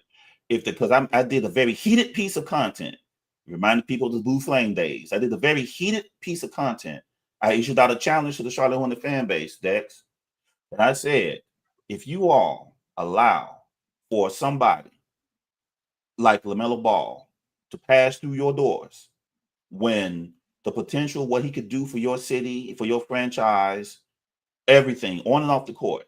If you allow that to go away because you're listening to redneck clowns up there on one side and others on the other, you know what I'm talking about, and you let that go, right? Then you get what you get, and you be seen not only as the laughing stock of this NBA, you'll be seen as a fan base that, you can get your cookies taken. And the only thing Charlotte deserves is old, washed players like Gordon Hayward. LeBron can pass you on his way out the door at this point. You know what I'm saying? I mean, or whoever, KD on his way out the door, he can slide through, and make a quick bag on his way out the door. You see what I'm saying?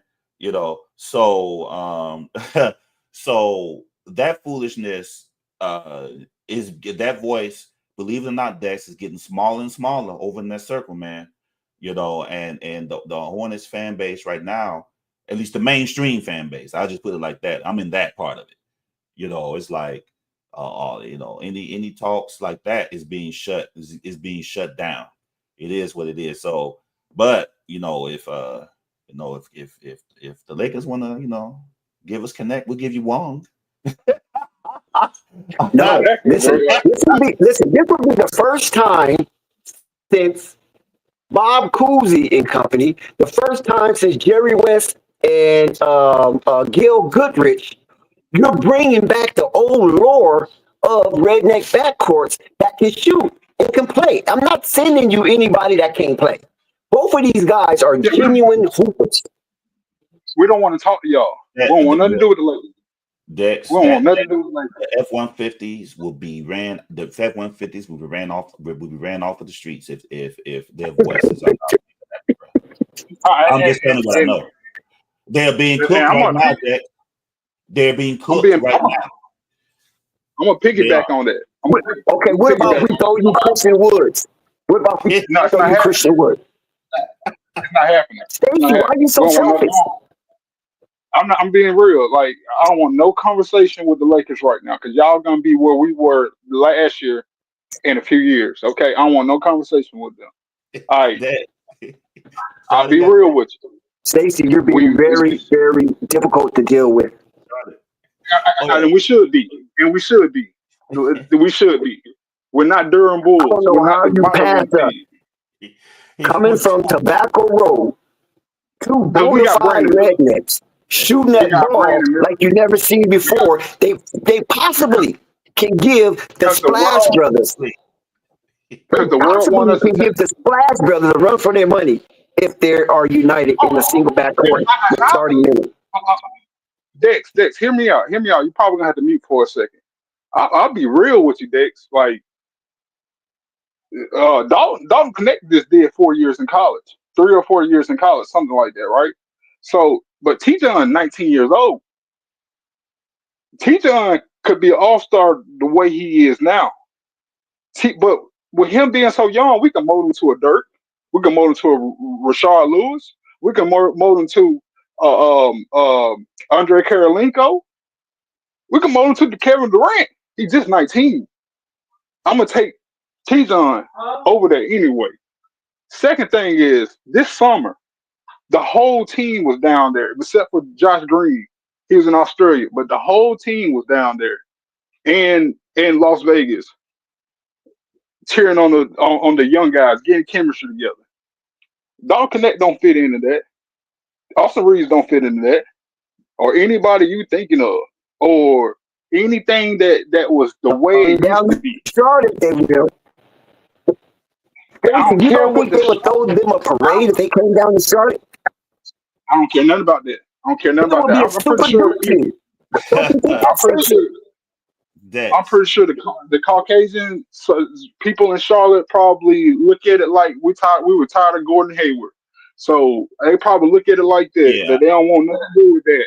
Because Gordon, mind you, it's the same. You can't compare Gordon Hayward, Stacey. You can't compare Gordon Hayward because these young men are coming in healthy. Gordon Hayward limped into the Charlotte Hornets, and it was telling thing when he was never available when the Charlottes needed him the most. And at the same time, that's the same reason why they can't complain about getting Zion because same amount of money and Gordon Hayward had a career altering injury. Zion really ain't hurt. He just getting played with by the Pelicans. They trying to stay under the luxury because of his contract or whatever. I know what's going on down there. The Charlotte Hornets right now, Stacey and Chief. The Charlotte Hornets right now, Stacey and Chief, have the most light-skinned players on a single roster. They have like around 9. No other team in the NBA has that many light-skinned players. So they're just on the cusp. They're just on the cusp of uniting a redneck backcourt. I'm telling you. You jumping the conclusion, bro. That has nothing to do with nothing because they get pulled over too. Them boys get pulled over by police too. So like Jackson Hayes.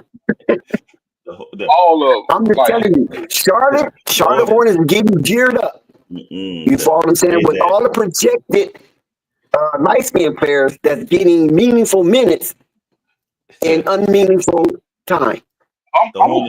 Dex, I'm gonna tell you what the change came for the whole fan base. LaMelo was in foul trouble every fourth quarter early in the season, even though he was dropping 12 in the fourth quarter every game. He was in foul trouble. Yeah, LaMelo was playing light skin. That was his problem. Hold on, Dex. Hold on. That one last time when Charles Lee yoked him up and he took it like a man, and then the next game he dropped 50. Yeah, he bought the whole fan base over with that. This was early this season where he yoked up LaMelo, grabbed him, like basically didn't look him in the face, but just basically chomped him off and set him on the bench. Next game, he dropped 50. Yeah, I'm pretty sure this Yeah, we whole fan base understand called that. him. LaMelo is light skinned. We No, understand that. we Prior to LaMelo really I don't gathering think. himself, he was playing like a light skin. All this dumb I don't shit, think. frustration foul, putting his team in jeopardy. It looked like he was being a little selfish at times. But I wasn't mad at LaMelo for that because you asked him to play defense, and this is the version of defense he know how to play until he know how to play defense. Now he's starting to know how to play defense. So the early on version of light skin Melo, I wasn't tripping off that. But now LaMelo is not playing so much light skin. He's trying to play like he want to win. But You if know the what, Dex? Charlotte I'm gonna be Hornets is real not with you. trying to win and keep taking us down these meandering roads, he's going to want out. And guess who's going to want in? see, Dalton yes, you see, Connect that's the and why I Austin asked that a Reeves. question. And Dex, that is I'm gonna be real with you. 1 second, Chief. I want just one thing to say. no, go I'm gonna be ahead. real with you.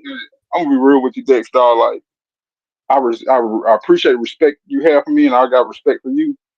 I'm not gonna cast pearl before swine no more. Because what you just said about that whole light skin thing, I'm not feeling it at all. At all. They black. Either way it goes, they black. They get pulled over too. That has nothing to do with what he got going on. That's a 22-year-old, 23-year-old young man, and he going through life right now. He gonna figure it out. I pray for him and Andrew Reese or anybody like that because I don't want them to go through those things. Zion too.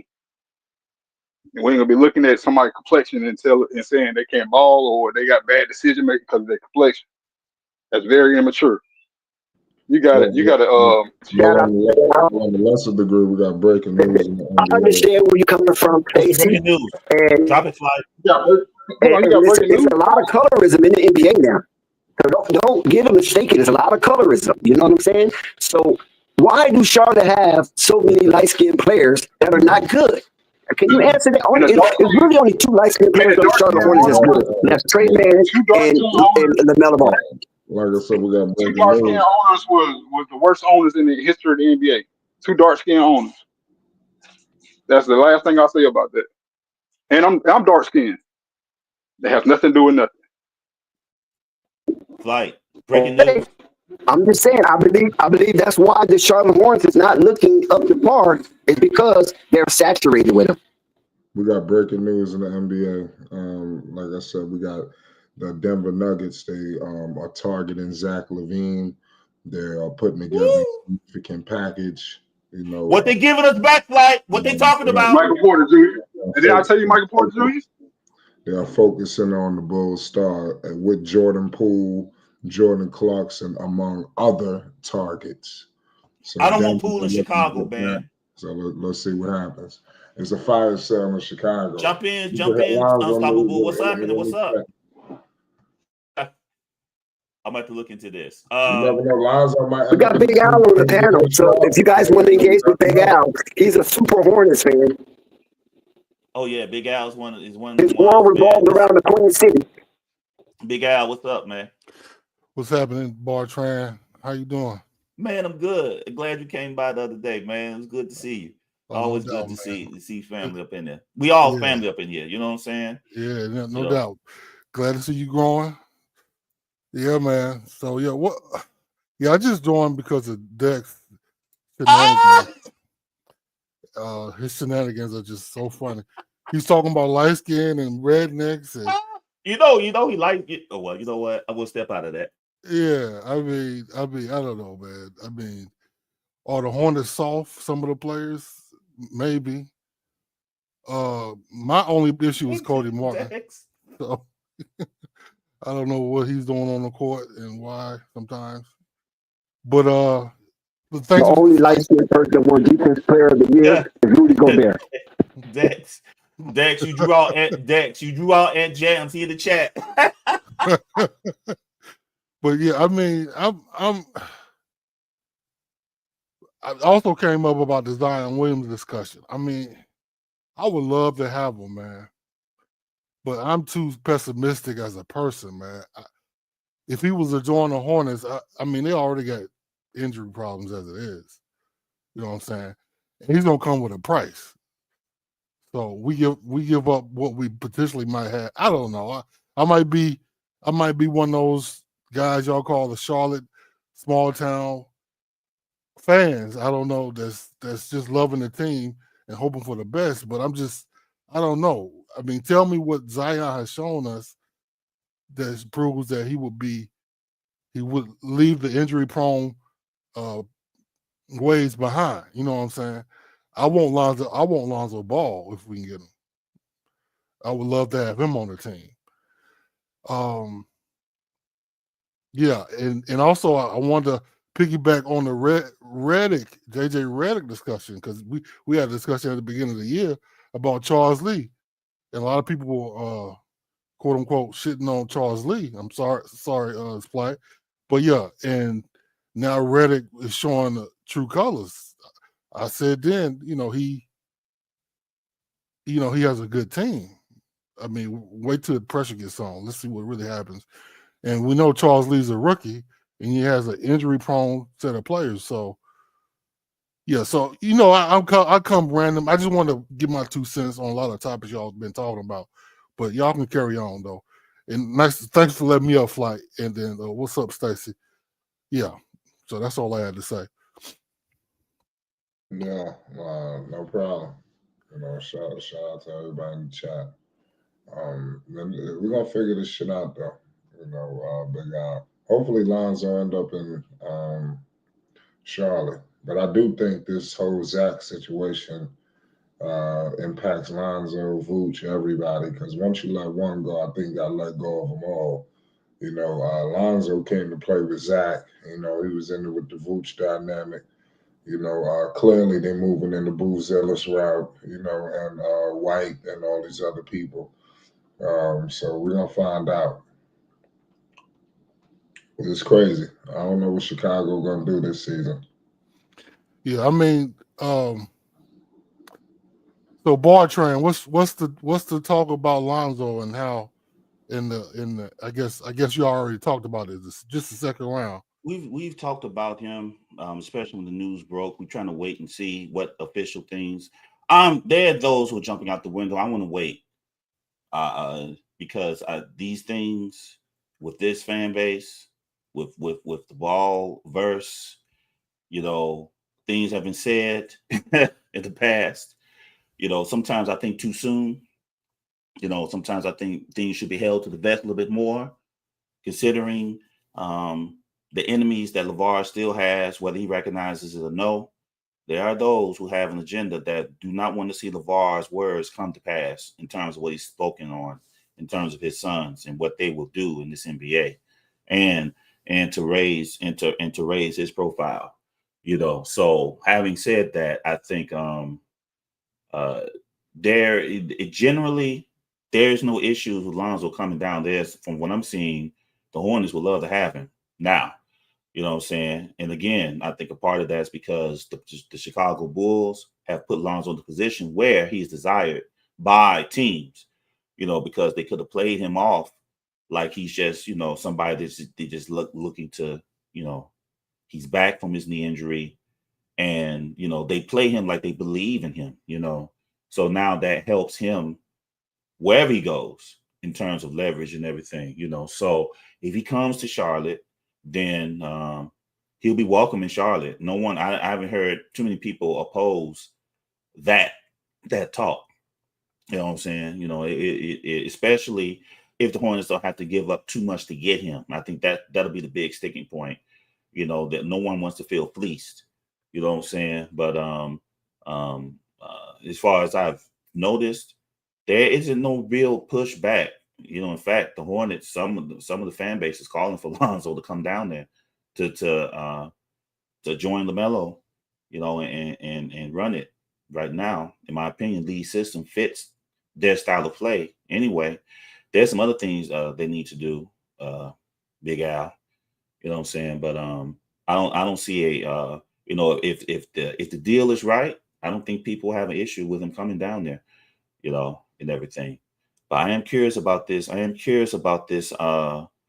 LaVine to Denver. I'm very curious about that deal. I'm going to look into that immediately. You know what I'm saying? Stacey. They gonna have to retain some money, bro. Like, there's no way that you can take Zach LaVine and put him in Denver because they in the cap situation already. It's gonna either be Michael Porter Jr. is only going to be at 36. He jumps to 140. He jumps to 38 next year. It do get 40, but that's like 2 or 3 years down the road. But they're gonna have to retain some money. Zach LaVine's at 44 right now. Like Zach LaVine is a contract that look like it can't be moved. But only way they can move it is they retain some money. You can retain up to 50% of their contract or their cap hit every year. So that's what's gonna have to happen.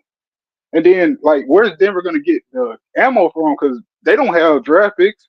I think Denver's draft picks in OKC probably. If I'm not mistaken. I don't know, bro. I don't even see that happening, bro. But they say they're in talks, so let's see what happens, bro. That shocked me.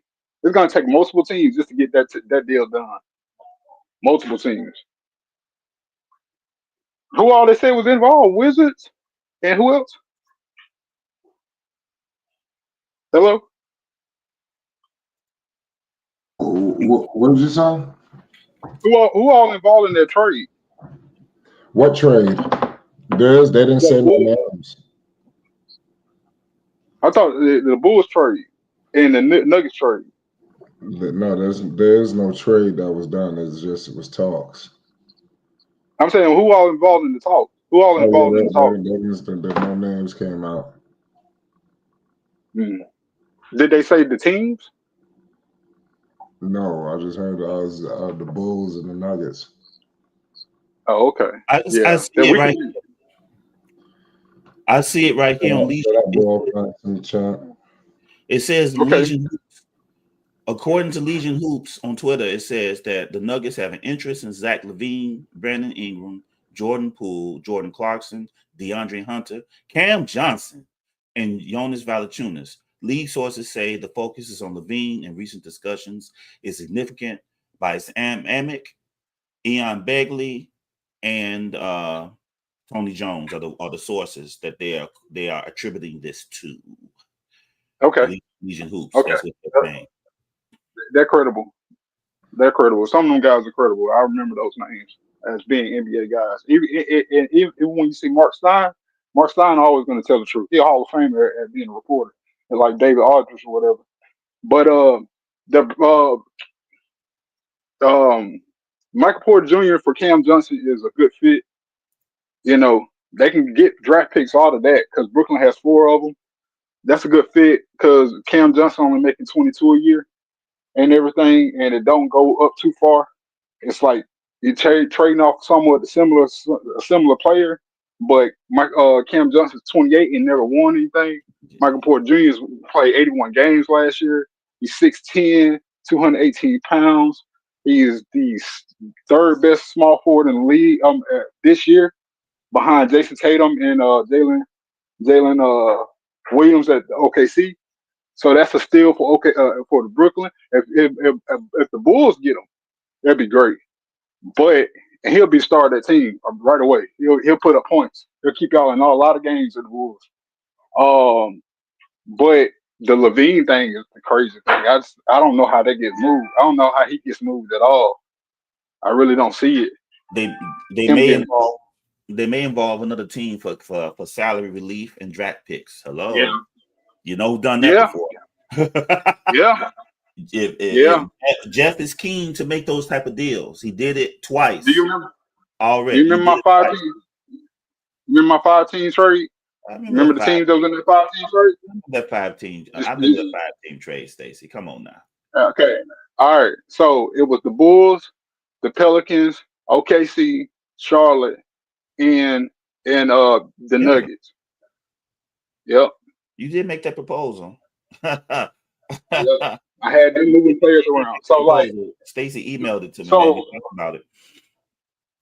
So if they can get Patrick Williams and they that they can get Patrick Williams in, because Patrick Williams at 18 flat throughout. He's only 23 years old, by the way. We don't even know how good Patrick Williams is going to be.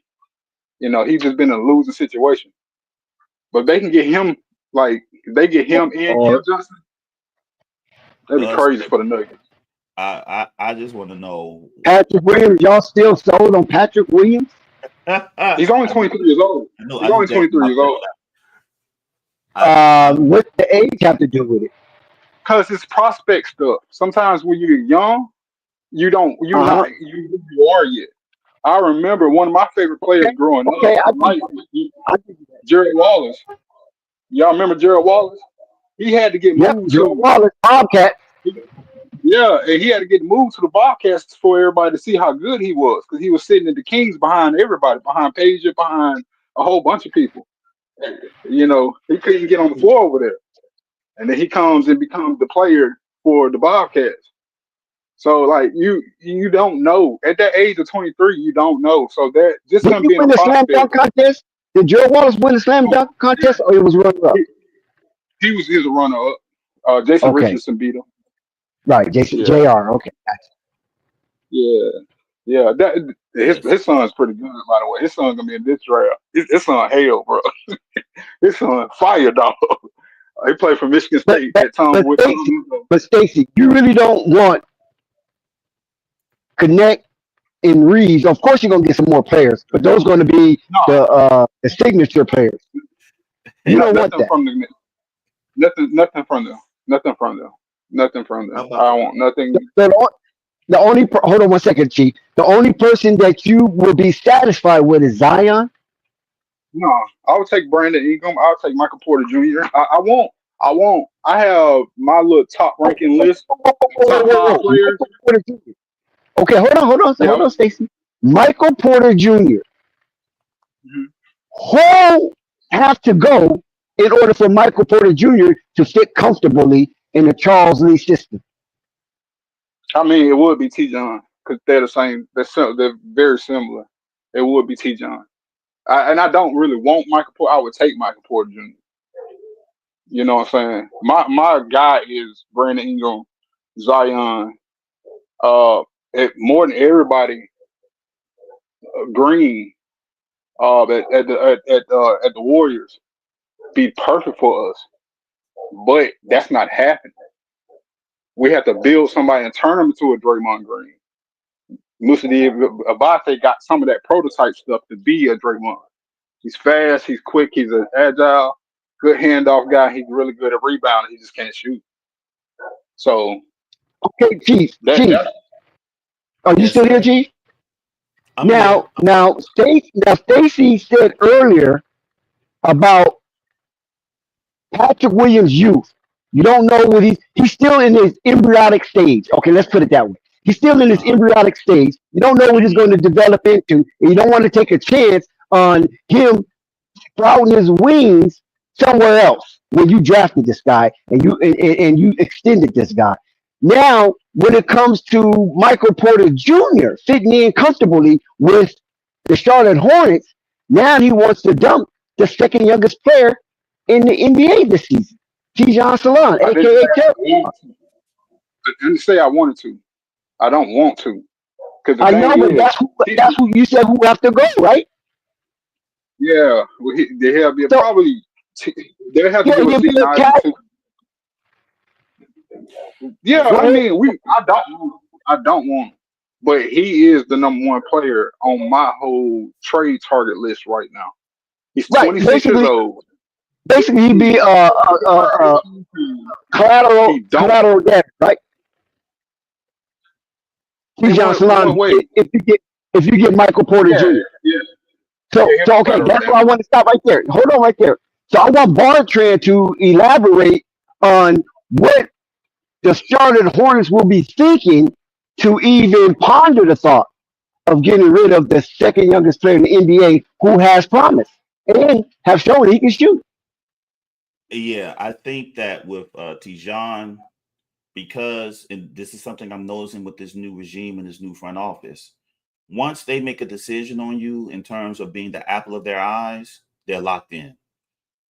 Jeff Peterson called Tijon Salon a rotational player before training camp. Yep.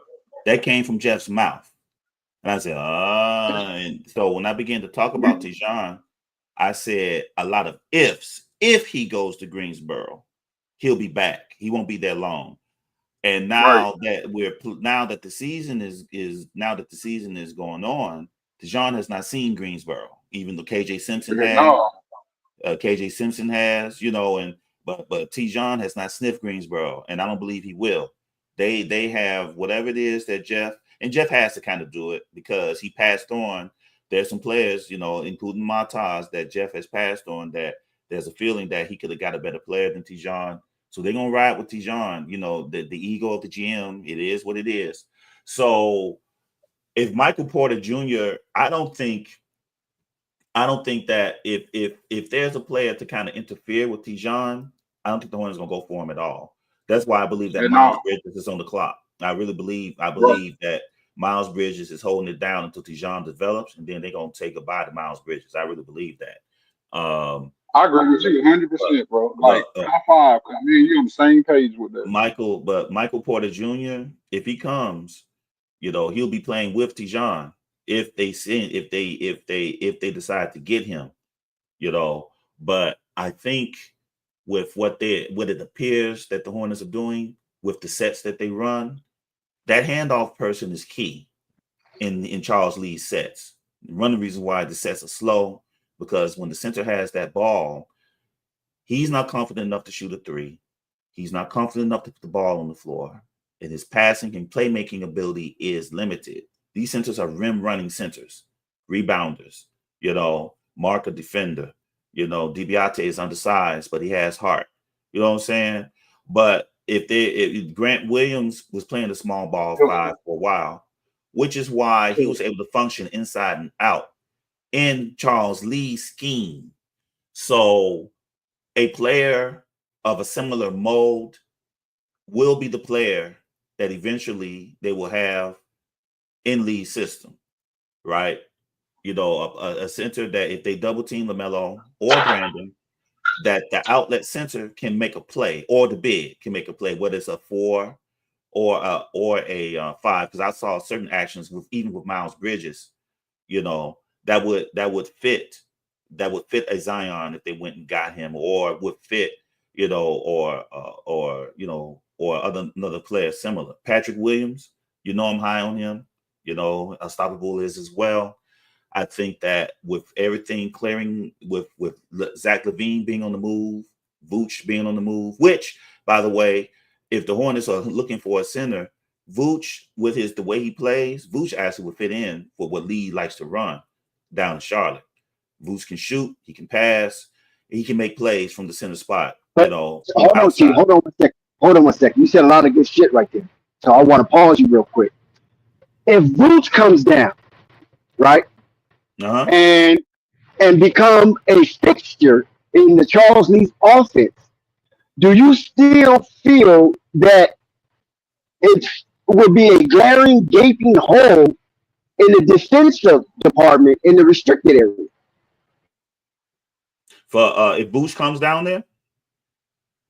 Yes, sir. I think it would, but it depends. Again, the key person, if they have Vooch there, right, then whoever is the next forward next to Vooch has to be somewhat of a defensive type that can play with Vooch, to balance him out. If they want to do that, I'm just saying, if they want to do that, Dex, then the 4 can't be Miles Bridges if Vooch is down there. Because Miles is not a defensive 4, not like that. He's not even a 4. He's playing out of position. So they would need to get, if they're getting Vooch, in my opinion, then they're gonna need to get like a 4 that's more a 4 that can play defense and rebound, right?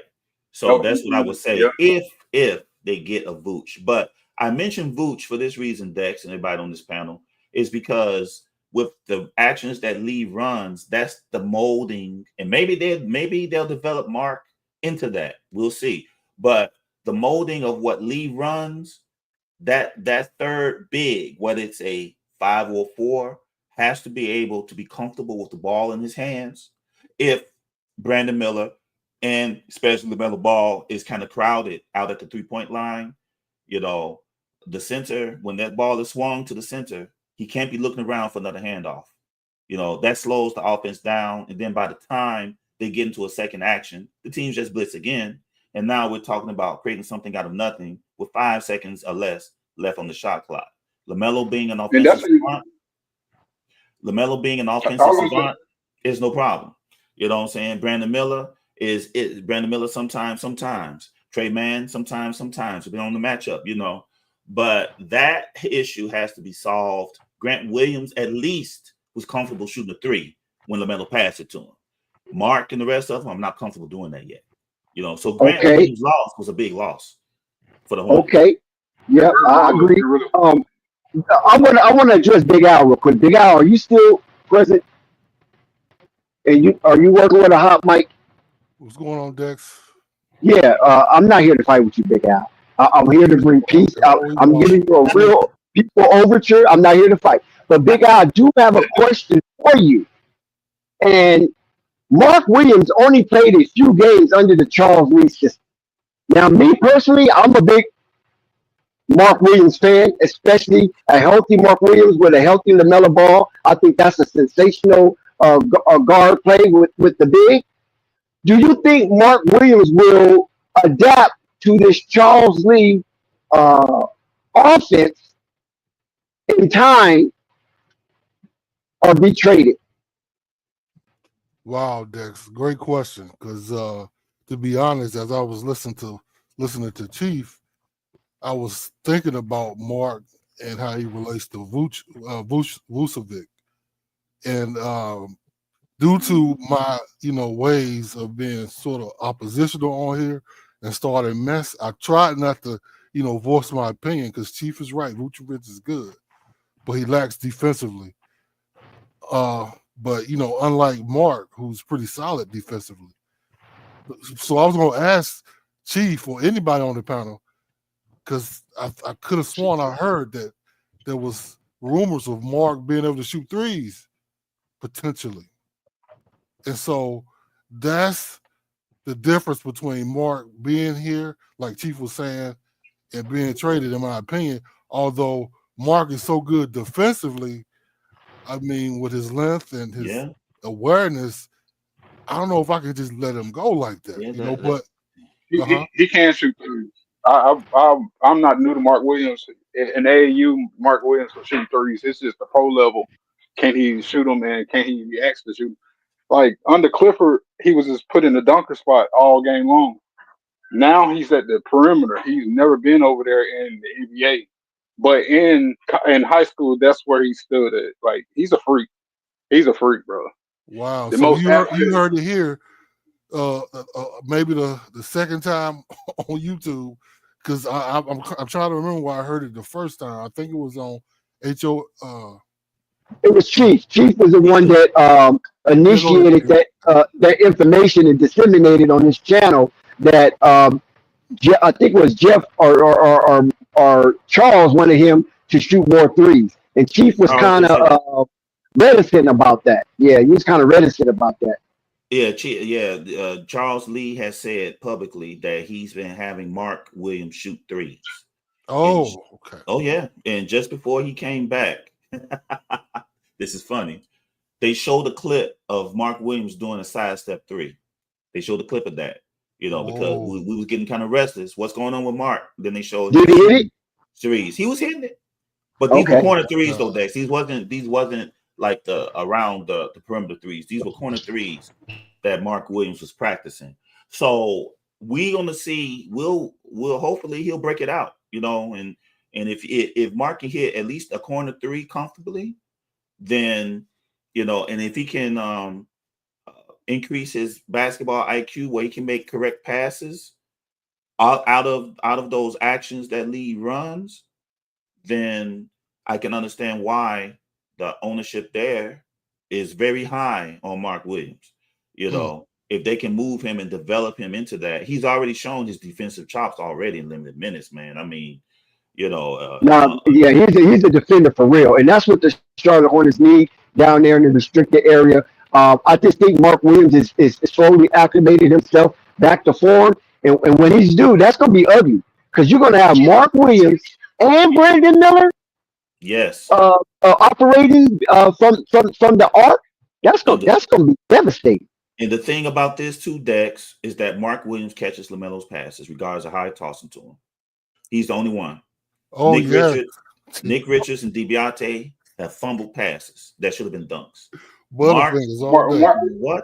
Mark Williams got he got best hands I've seen since DeMarcus Cousins, man. Like he got really good hands, bro. Like, and his hands are big. He has one of the biggest hands in the NBA altogether. You know what I mean? So yeah.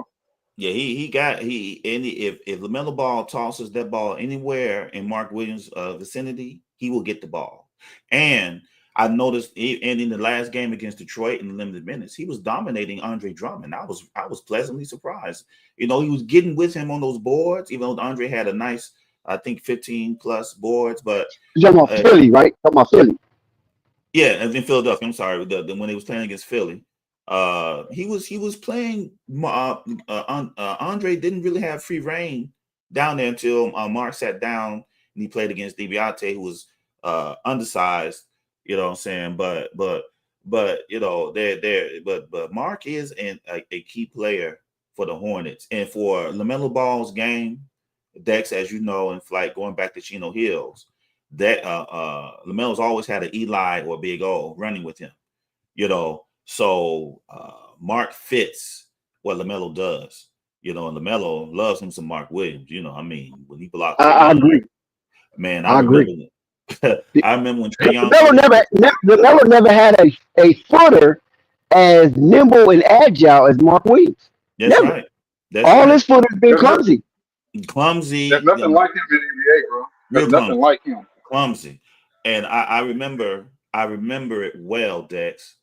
It was against Atlanta. I think Atlanta was in Charlotte, and Trae Young got a little switch, and he and Mark Williams was on the island. It was a close game, I believe, and Trae Young thought he was going to cook Mark out there in the perimeter.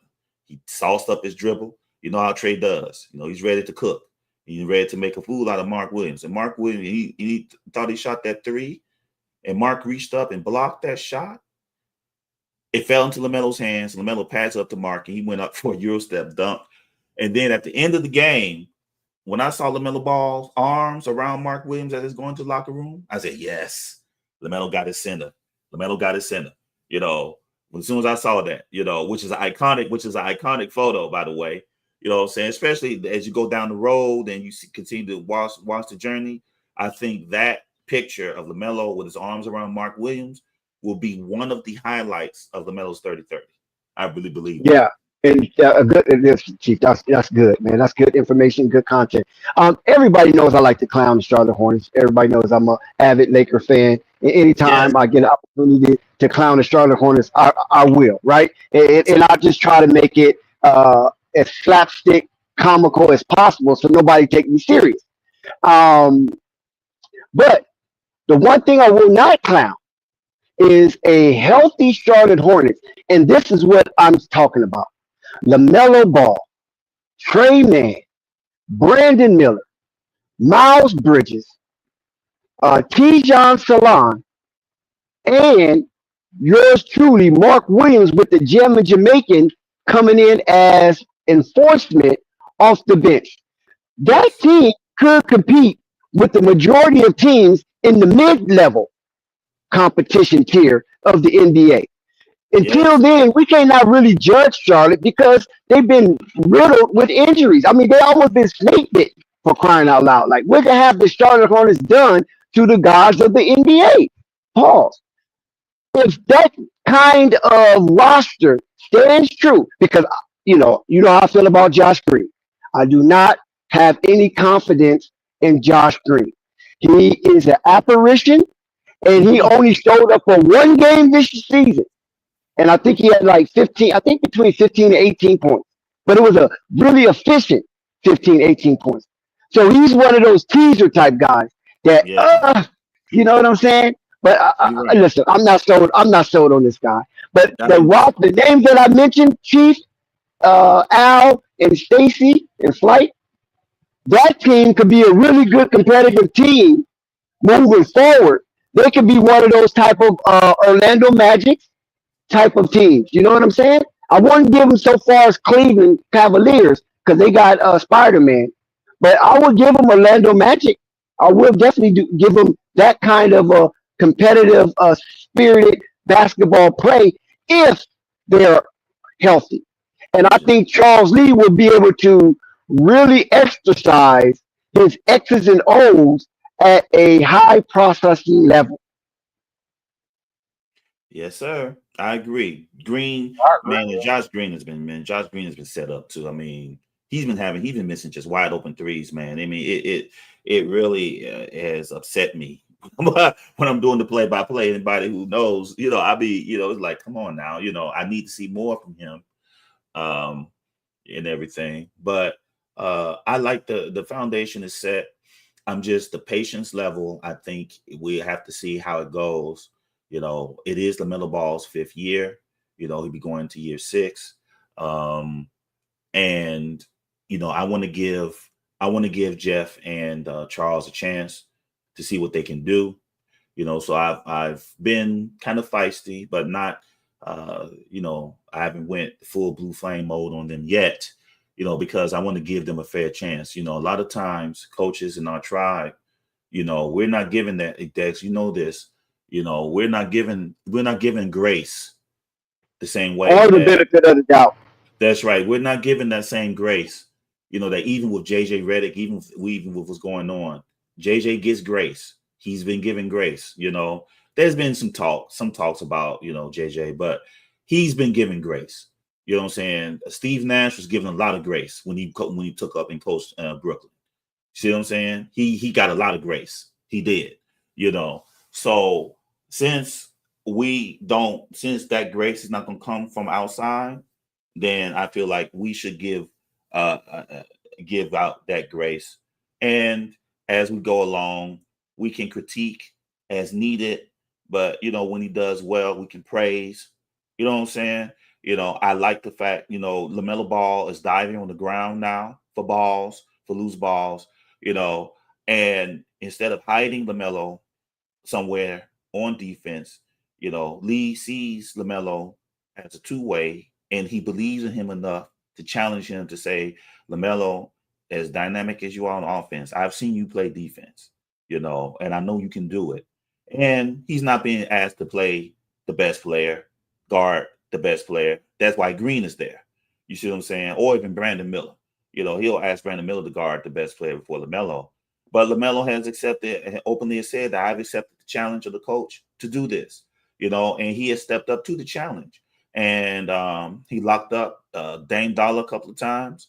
LaMelo is, with each passing game, because of his IQ, LaMelo is getting better and better, as you said, Dex, on the defensive end, and soon I believe he'll rise to the point where he'll be very close to playing defense the way his brother plays, And if you can have a dynamic player like that who can play good defense and as dynamic on the offensive side as he is, at the point guard position, it really separates him from all the rest of them, because as good as they are, you have your Marcus Smarts, you have other, you have your Drew Holidays on one side, and then you have your Ja Morants, you have your Luka Doncic's on the other side, and other point guards, but you don't have a combination of the two where he can impact winning in any kind of on the offense and on the defensive end, where Tyrese thought he had LaMelo on the switch, and LaMelo took his cookies before the world.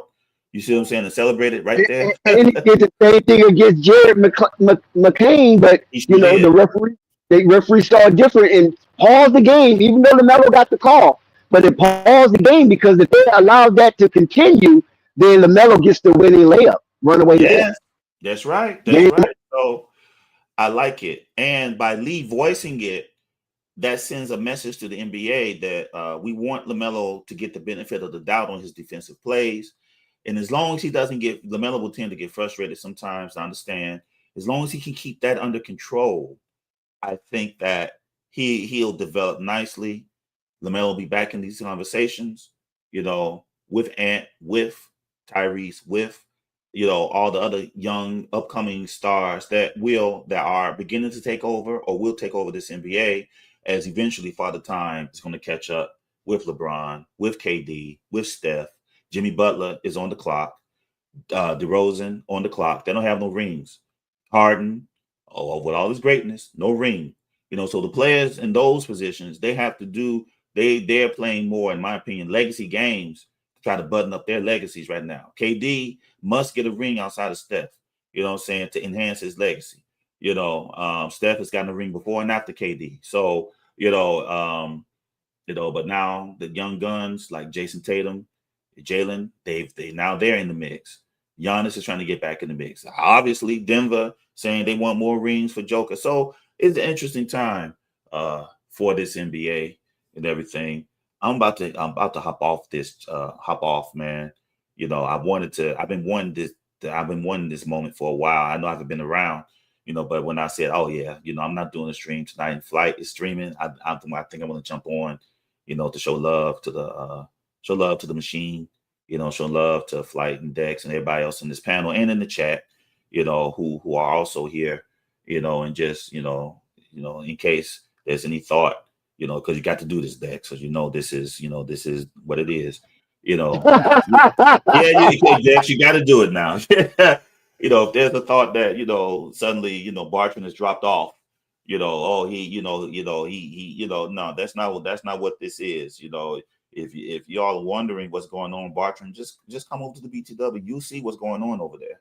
You see it. It ain't just talk, baby.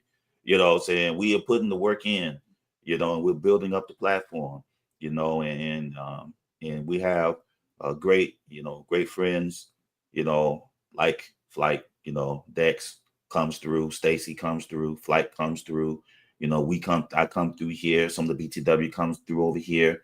So it is what it is. It is what it is, man. I appreciate you.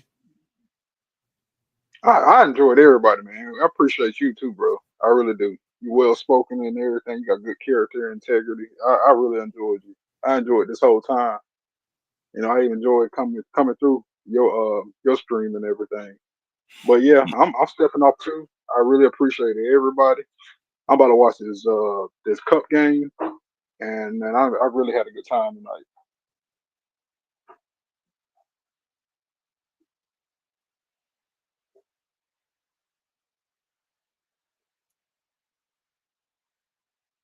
You guys there?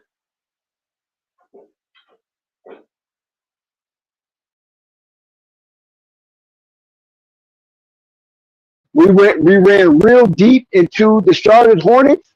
We kind of tiptoed around the Bulls a little bit, but I think most of the information that you heard on sports TV, it was very pertinent, and the engagement was just spectacular.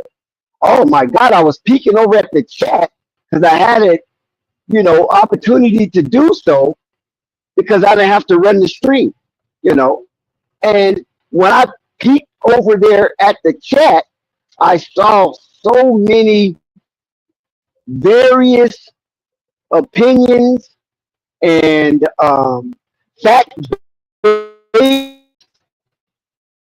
chat. I was very proud of the chat tonight.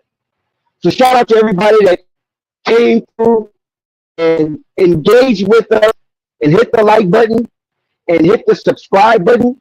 If you hadn't subscribed, we really appreciate that. And we definitely appreciate all the super chat that came in today. What a wonderful day for super chats here at Flight Sports TV. And listen, don't be shy, don't be embarrassed, and don't be regretful. Keep them super chats coming, keep them PayPals coming, keep the Cash Apps coming. Don't stop. It's a holiday season. But we're not telling you to put yourself in debt. But if you got a little surplus, sprinkle a little bit of that over here. Show some love, show some appreciation. Because everybody that comes through Flight Sports TV have the same 24 hours every other human being have on this earth. And what you do with those 24 hours is surely up to you. But we show deep gratitude and appreciation when you lend some of that time and space that you will never get back. Never get back at Flight Sports TV.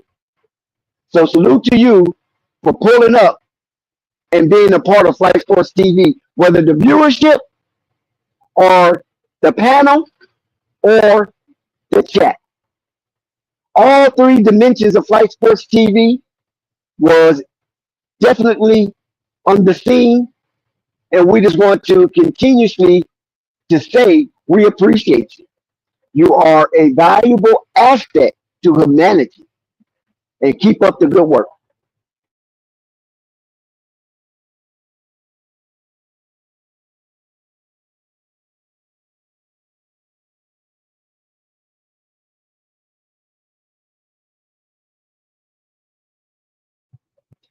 Now, if you're late to the party, you might have to watch it on the rewind because we had some really good information about LaMelo Ball, Lonzo Ball, the interaction between the two when the Bulls met up with the Charlotte Hornets and hosted the Charlotte Hornets in absence of LaMelo Ball on the hardwood, but LaMelo Ball was in person to greet and show love to his brother. And some of that conversation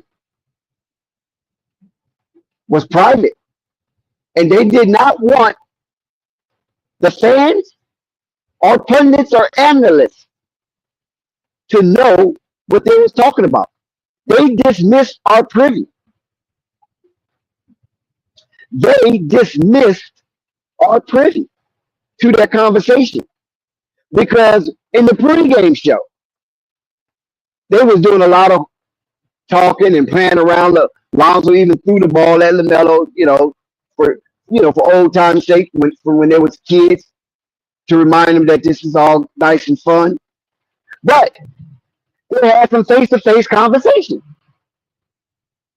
And at one point during their face-to-face conversation, as LaMelo put his head closer to Lonzo's mouth, pause, Lonzo put up the towel so we couldn't read his lips.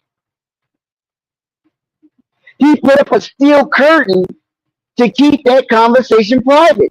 And still right now today, I don't even know what the hell they talked about, even though I inquired about it. Yes, I did. I asked, what was that conversation? Do you guys know?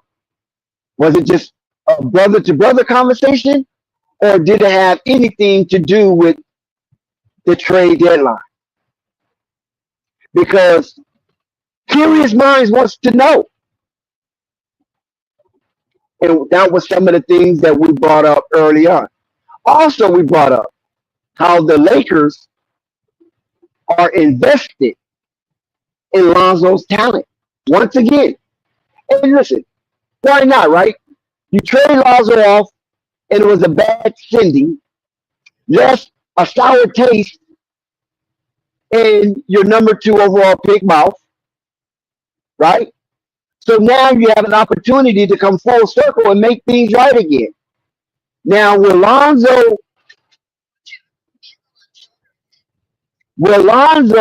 actually entertain the offer? Because this will be the second time the Lakers have put out a fishing rod to hook Lonzo, like fish to bait. And that first time Lonzo turned it down. I think Dennis Schroeder ended up in that situation, or Russell Westbrook, one of the two. Now it seems like the kerfuffle has started all over again to secure Lonzo talent. But like I said, there's nothing wrong with the Lakers fetching for Lonzo because they drafted Lonzo. They took a chance on Lonzo. The hometown kid, the hometown hero. the Chino Hills prodigy, the UCLA standout, the one and done. So maybe they was allowing the Chicago Bulls to put Zoe on showcase to see if that knee was really revitalized, to see if that knee could hold up under scrutiny, to see if that knee had zip. All those boxes were checked for Lonzo this season. I mean, for crying out loud, did anybody see Lonzo Ball in two separate occasions in two different games sprint and beat the collapsing defense to a loose ball, and then did something spectacular once he secured the ball? He sprinted and outran those who had not undergone such surgery. And the speed was practically instantaneous. I mean, the velocity that Lonzo had and showed when he was pursuing the loose ball made eyes pop open. You heard the ahs. You heard the oohs. That Lonzo has speed and is very, very fast. And not only do we have speed, ladies and gentlemen, that speed was coupled with agility. He was not clumsy moving at that velocity. Got the ball and high process a sandlot play that led to a spectacular dunk. One of them was with Burton, and I think the other was with Zach Levine the other time he did that. Sprinted to the ball. So there's juice in those knees. And that's all teams wanted to observe. Do we still got it? And at what level? A lot of people thought Lonzo, even Lonzo himself, have contributed to this narrative that he wouldn't be athletic like he was. But I beg to differ. I beg to differ. Lonzo Ball have shown not only athleticism, but grace with this athleticism. And that makes him very marketable. And it also gives Lonzo value in the trade market. Now, I'm not going to repeat this, but you have to listen to the replay. Early on, I gave some information about Lonzo and the Bulls, the situation with the trade. Of course, Lonzo do not control his destiny because he do not have a trade clause, a no trade clause. Excuse me. There's only two people in the league that have a no trade clause, if I'm not mistaken, and that's Bradley Beal and LeBron James. Now you have trade kickers that discourage a trade without the consent of the trader and the tradee, in which they will waive that kicker. And nobody's not waiving any money.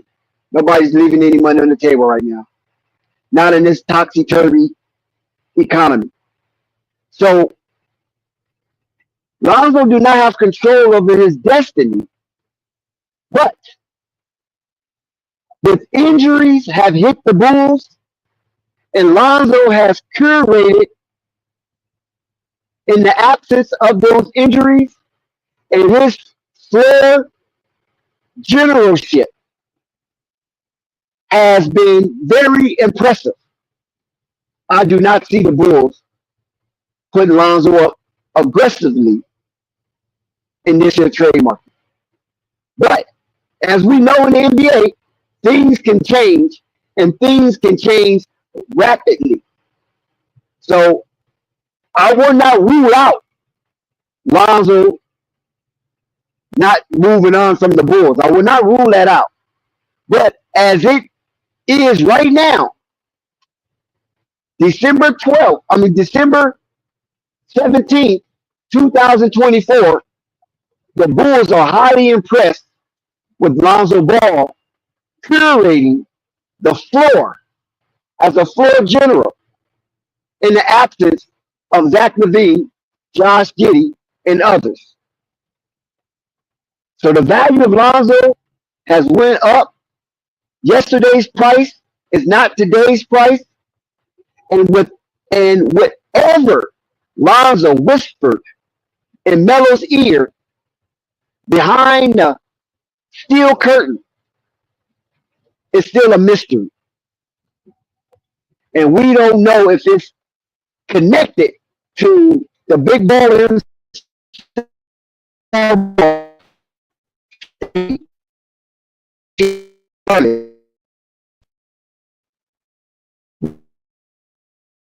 from Melo's ear, blocking the cameras from reading his lips. Of Charlotte, we don't.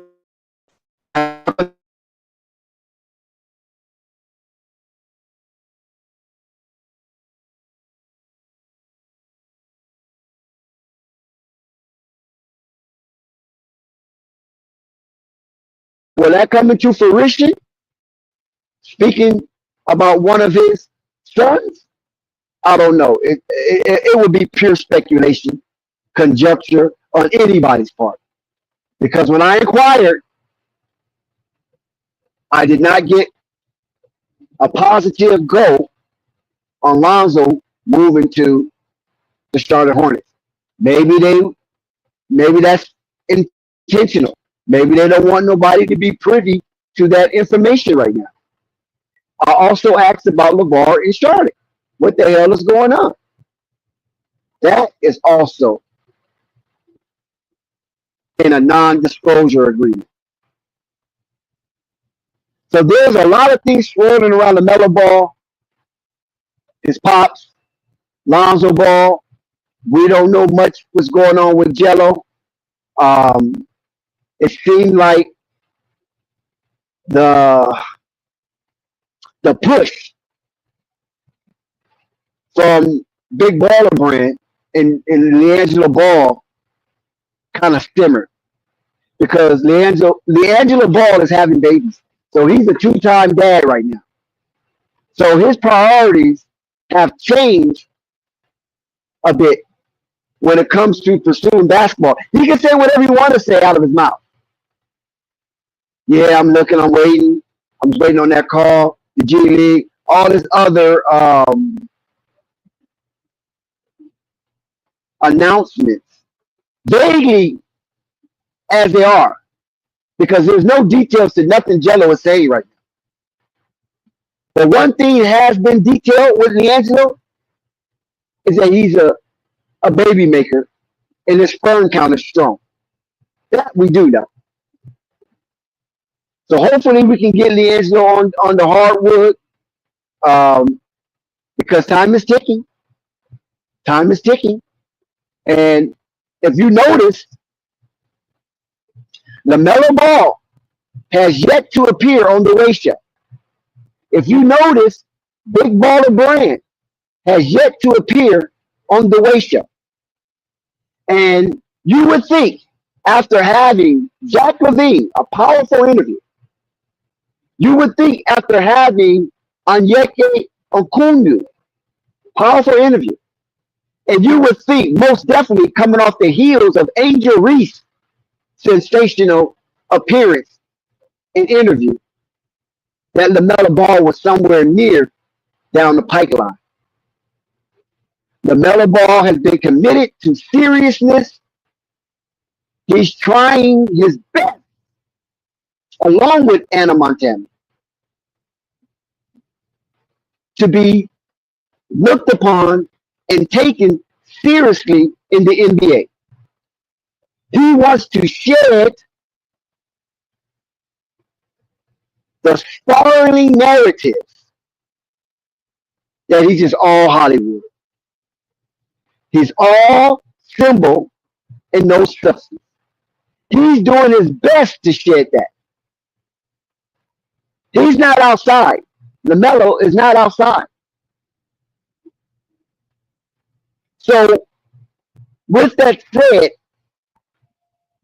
the diligence of LaMelo Ball and the focus and the rigor approach to his NBA assignment in the Charlotte Hornets uniform in the Queen City Spectrum Center, he wants to show and prove that he should be taken serious. And these are some of the things the analysts and pundits have used against LaMelo to rate him below the standard. So, like I said, he is doing his due diligence. He is approaching this season with rigor and expectation and focus. This is why he caved in to the ankle bracelets. LaMelo thought it was so corny to have those accessories on his appendages. He thought it was corny, nerdy, weird, handicap. But calmer minds won out, and the astuteness of LaMelo Ball in this year approach acquiesced to the point where he accepts those accessories and he will do his best as a defender. Now, I said this earlier and many times often on Flight Sports TV. LaMelo Ball is in his embryonic stage of defense. He haven't reached the fetus stage. He's still in the embryonic stage, the first trimester of his development. And as the season goes on, he will become a fetus, and then he'll become a baby in defense. And that's all we can ask, is that he keeps trending in the right direction on the defensive end. Because he already done proved to the world what he can do offensively. I mean, there's no question what he can do offensively. And those 50 apples that he put out there, he can do that repetitiously. He can do that. And still get double-digit assists and maybe nearly a triple-double. So let's see what the Charlotte Hornets can do with a healthy roster, because that's all they need is a healthy roster. And I can't keep reiterating myself. I know I poke fun at them because, yeah, they suck, but they was injury riddled. It's context to their sucking halls. They was injured. Can you tell me the last time the Charlotte Hornets put out a healthy starting five? I'm talking about the upper tier of their roster, the top five of their roster. When have the top five of their roster been on the court at the same time? Everybody else rolling out their top five hierarchy night in and night out, except a few teams. And Charlotte is one of them. You can go down the list and see the awful laundry list of litany players that have been unavailable for the Charlotte Hornets. So Charles Lee has not been working with a full deck. We criticize Charles Lee on this rotation at times because sometimes I feel he's not reading the room properly. But that's just me. Maybe somebody else is suggesting to Charles Lee to tweak up his rotation. I don't know. We want to see this guy out there. We want to see that guy out there. We want to see this guy get at least 6-7 minutes a night. And so he has to embark on this type of journey that's topsy-turvy when it comes to roster rollouts. And on top of that with injury. So, yes, I get on him with rotation because it doesn't matter who's playing. It matters how they're playing. And if somebody is playing in a way where they shouldn't be rotated out of the lineup, then you got to go with that because you can't say you want the hot hand when it comes to LaMelo, but not the hot hand when it comes to other players. Because I've seen that. I've seen the contradiction. I've seen the hypocrisy. When it comes to LaMelo, we rolling with the hot hand. And then I see other players that have a hot hand, and you taking them out the game. You putting your elbows in the ice bucket. I don't like that. It's not fair. So, Flight, thank you once again for inviting me onto the stream and integrating me onto your platform. It has been wonderful. It has been a joyous occasion. And I salute everybody that was bold enough to get on the panel and speak their truths and speak their observation and was able to dialogue with an array of content creators, which is the highest form of democracy. So peace out, everybody. I enjoyed it. Flight, if you're around, we can go ahead and shut this baby down. And I can't wait to listen to the replay to see how everything been going down. Please subscribe to Flight Sports TV, hit the like button, and leave a comment.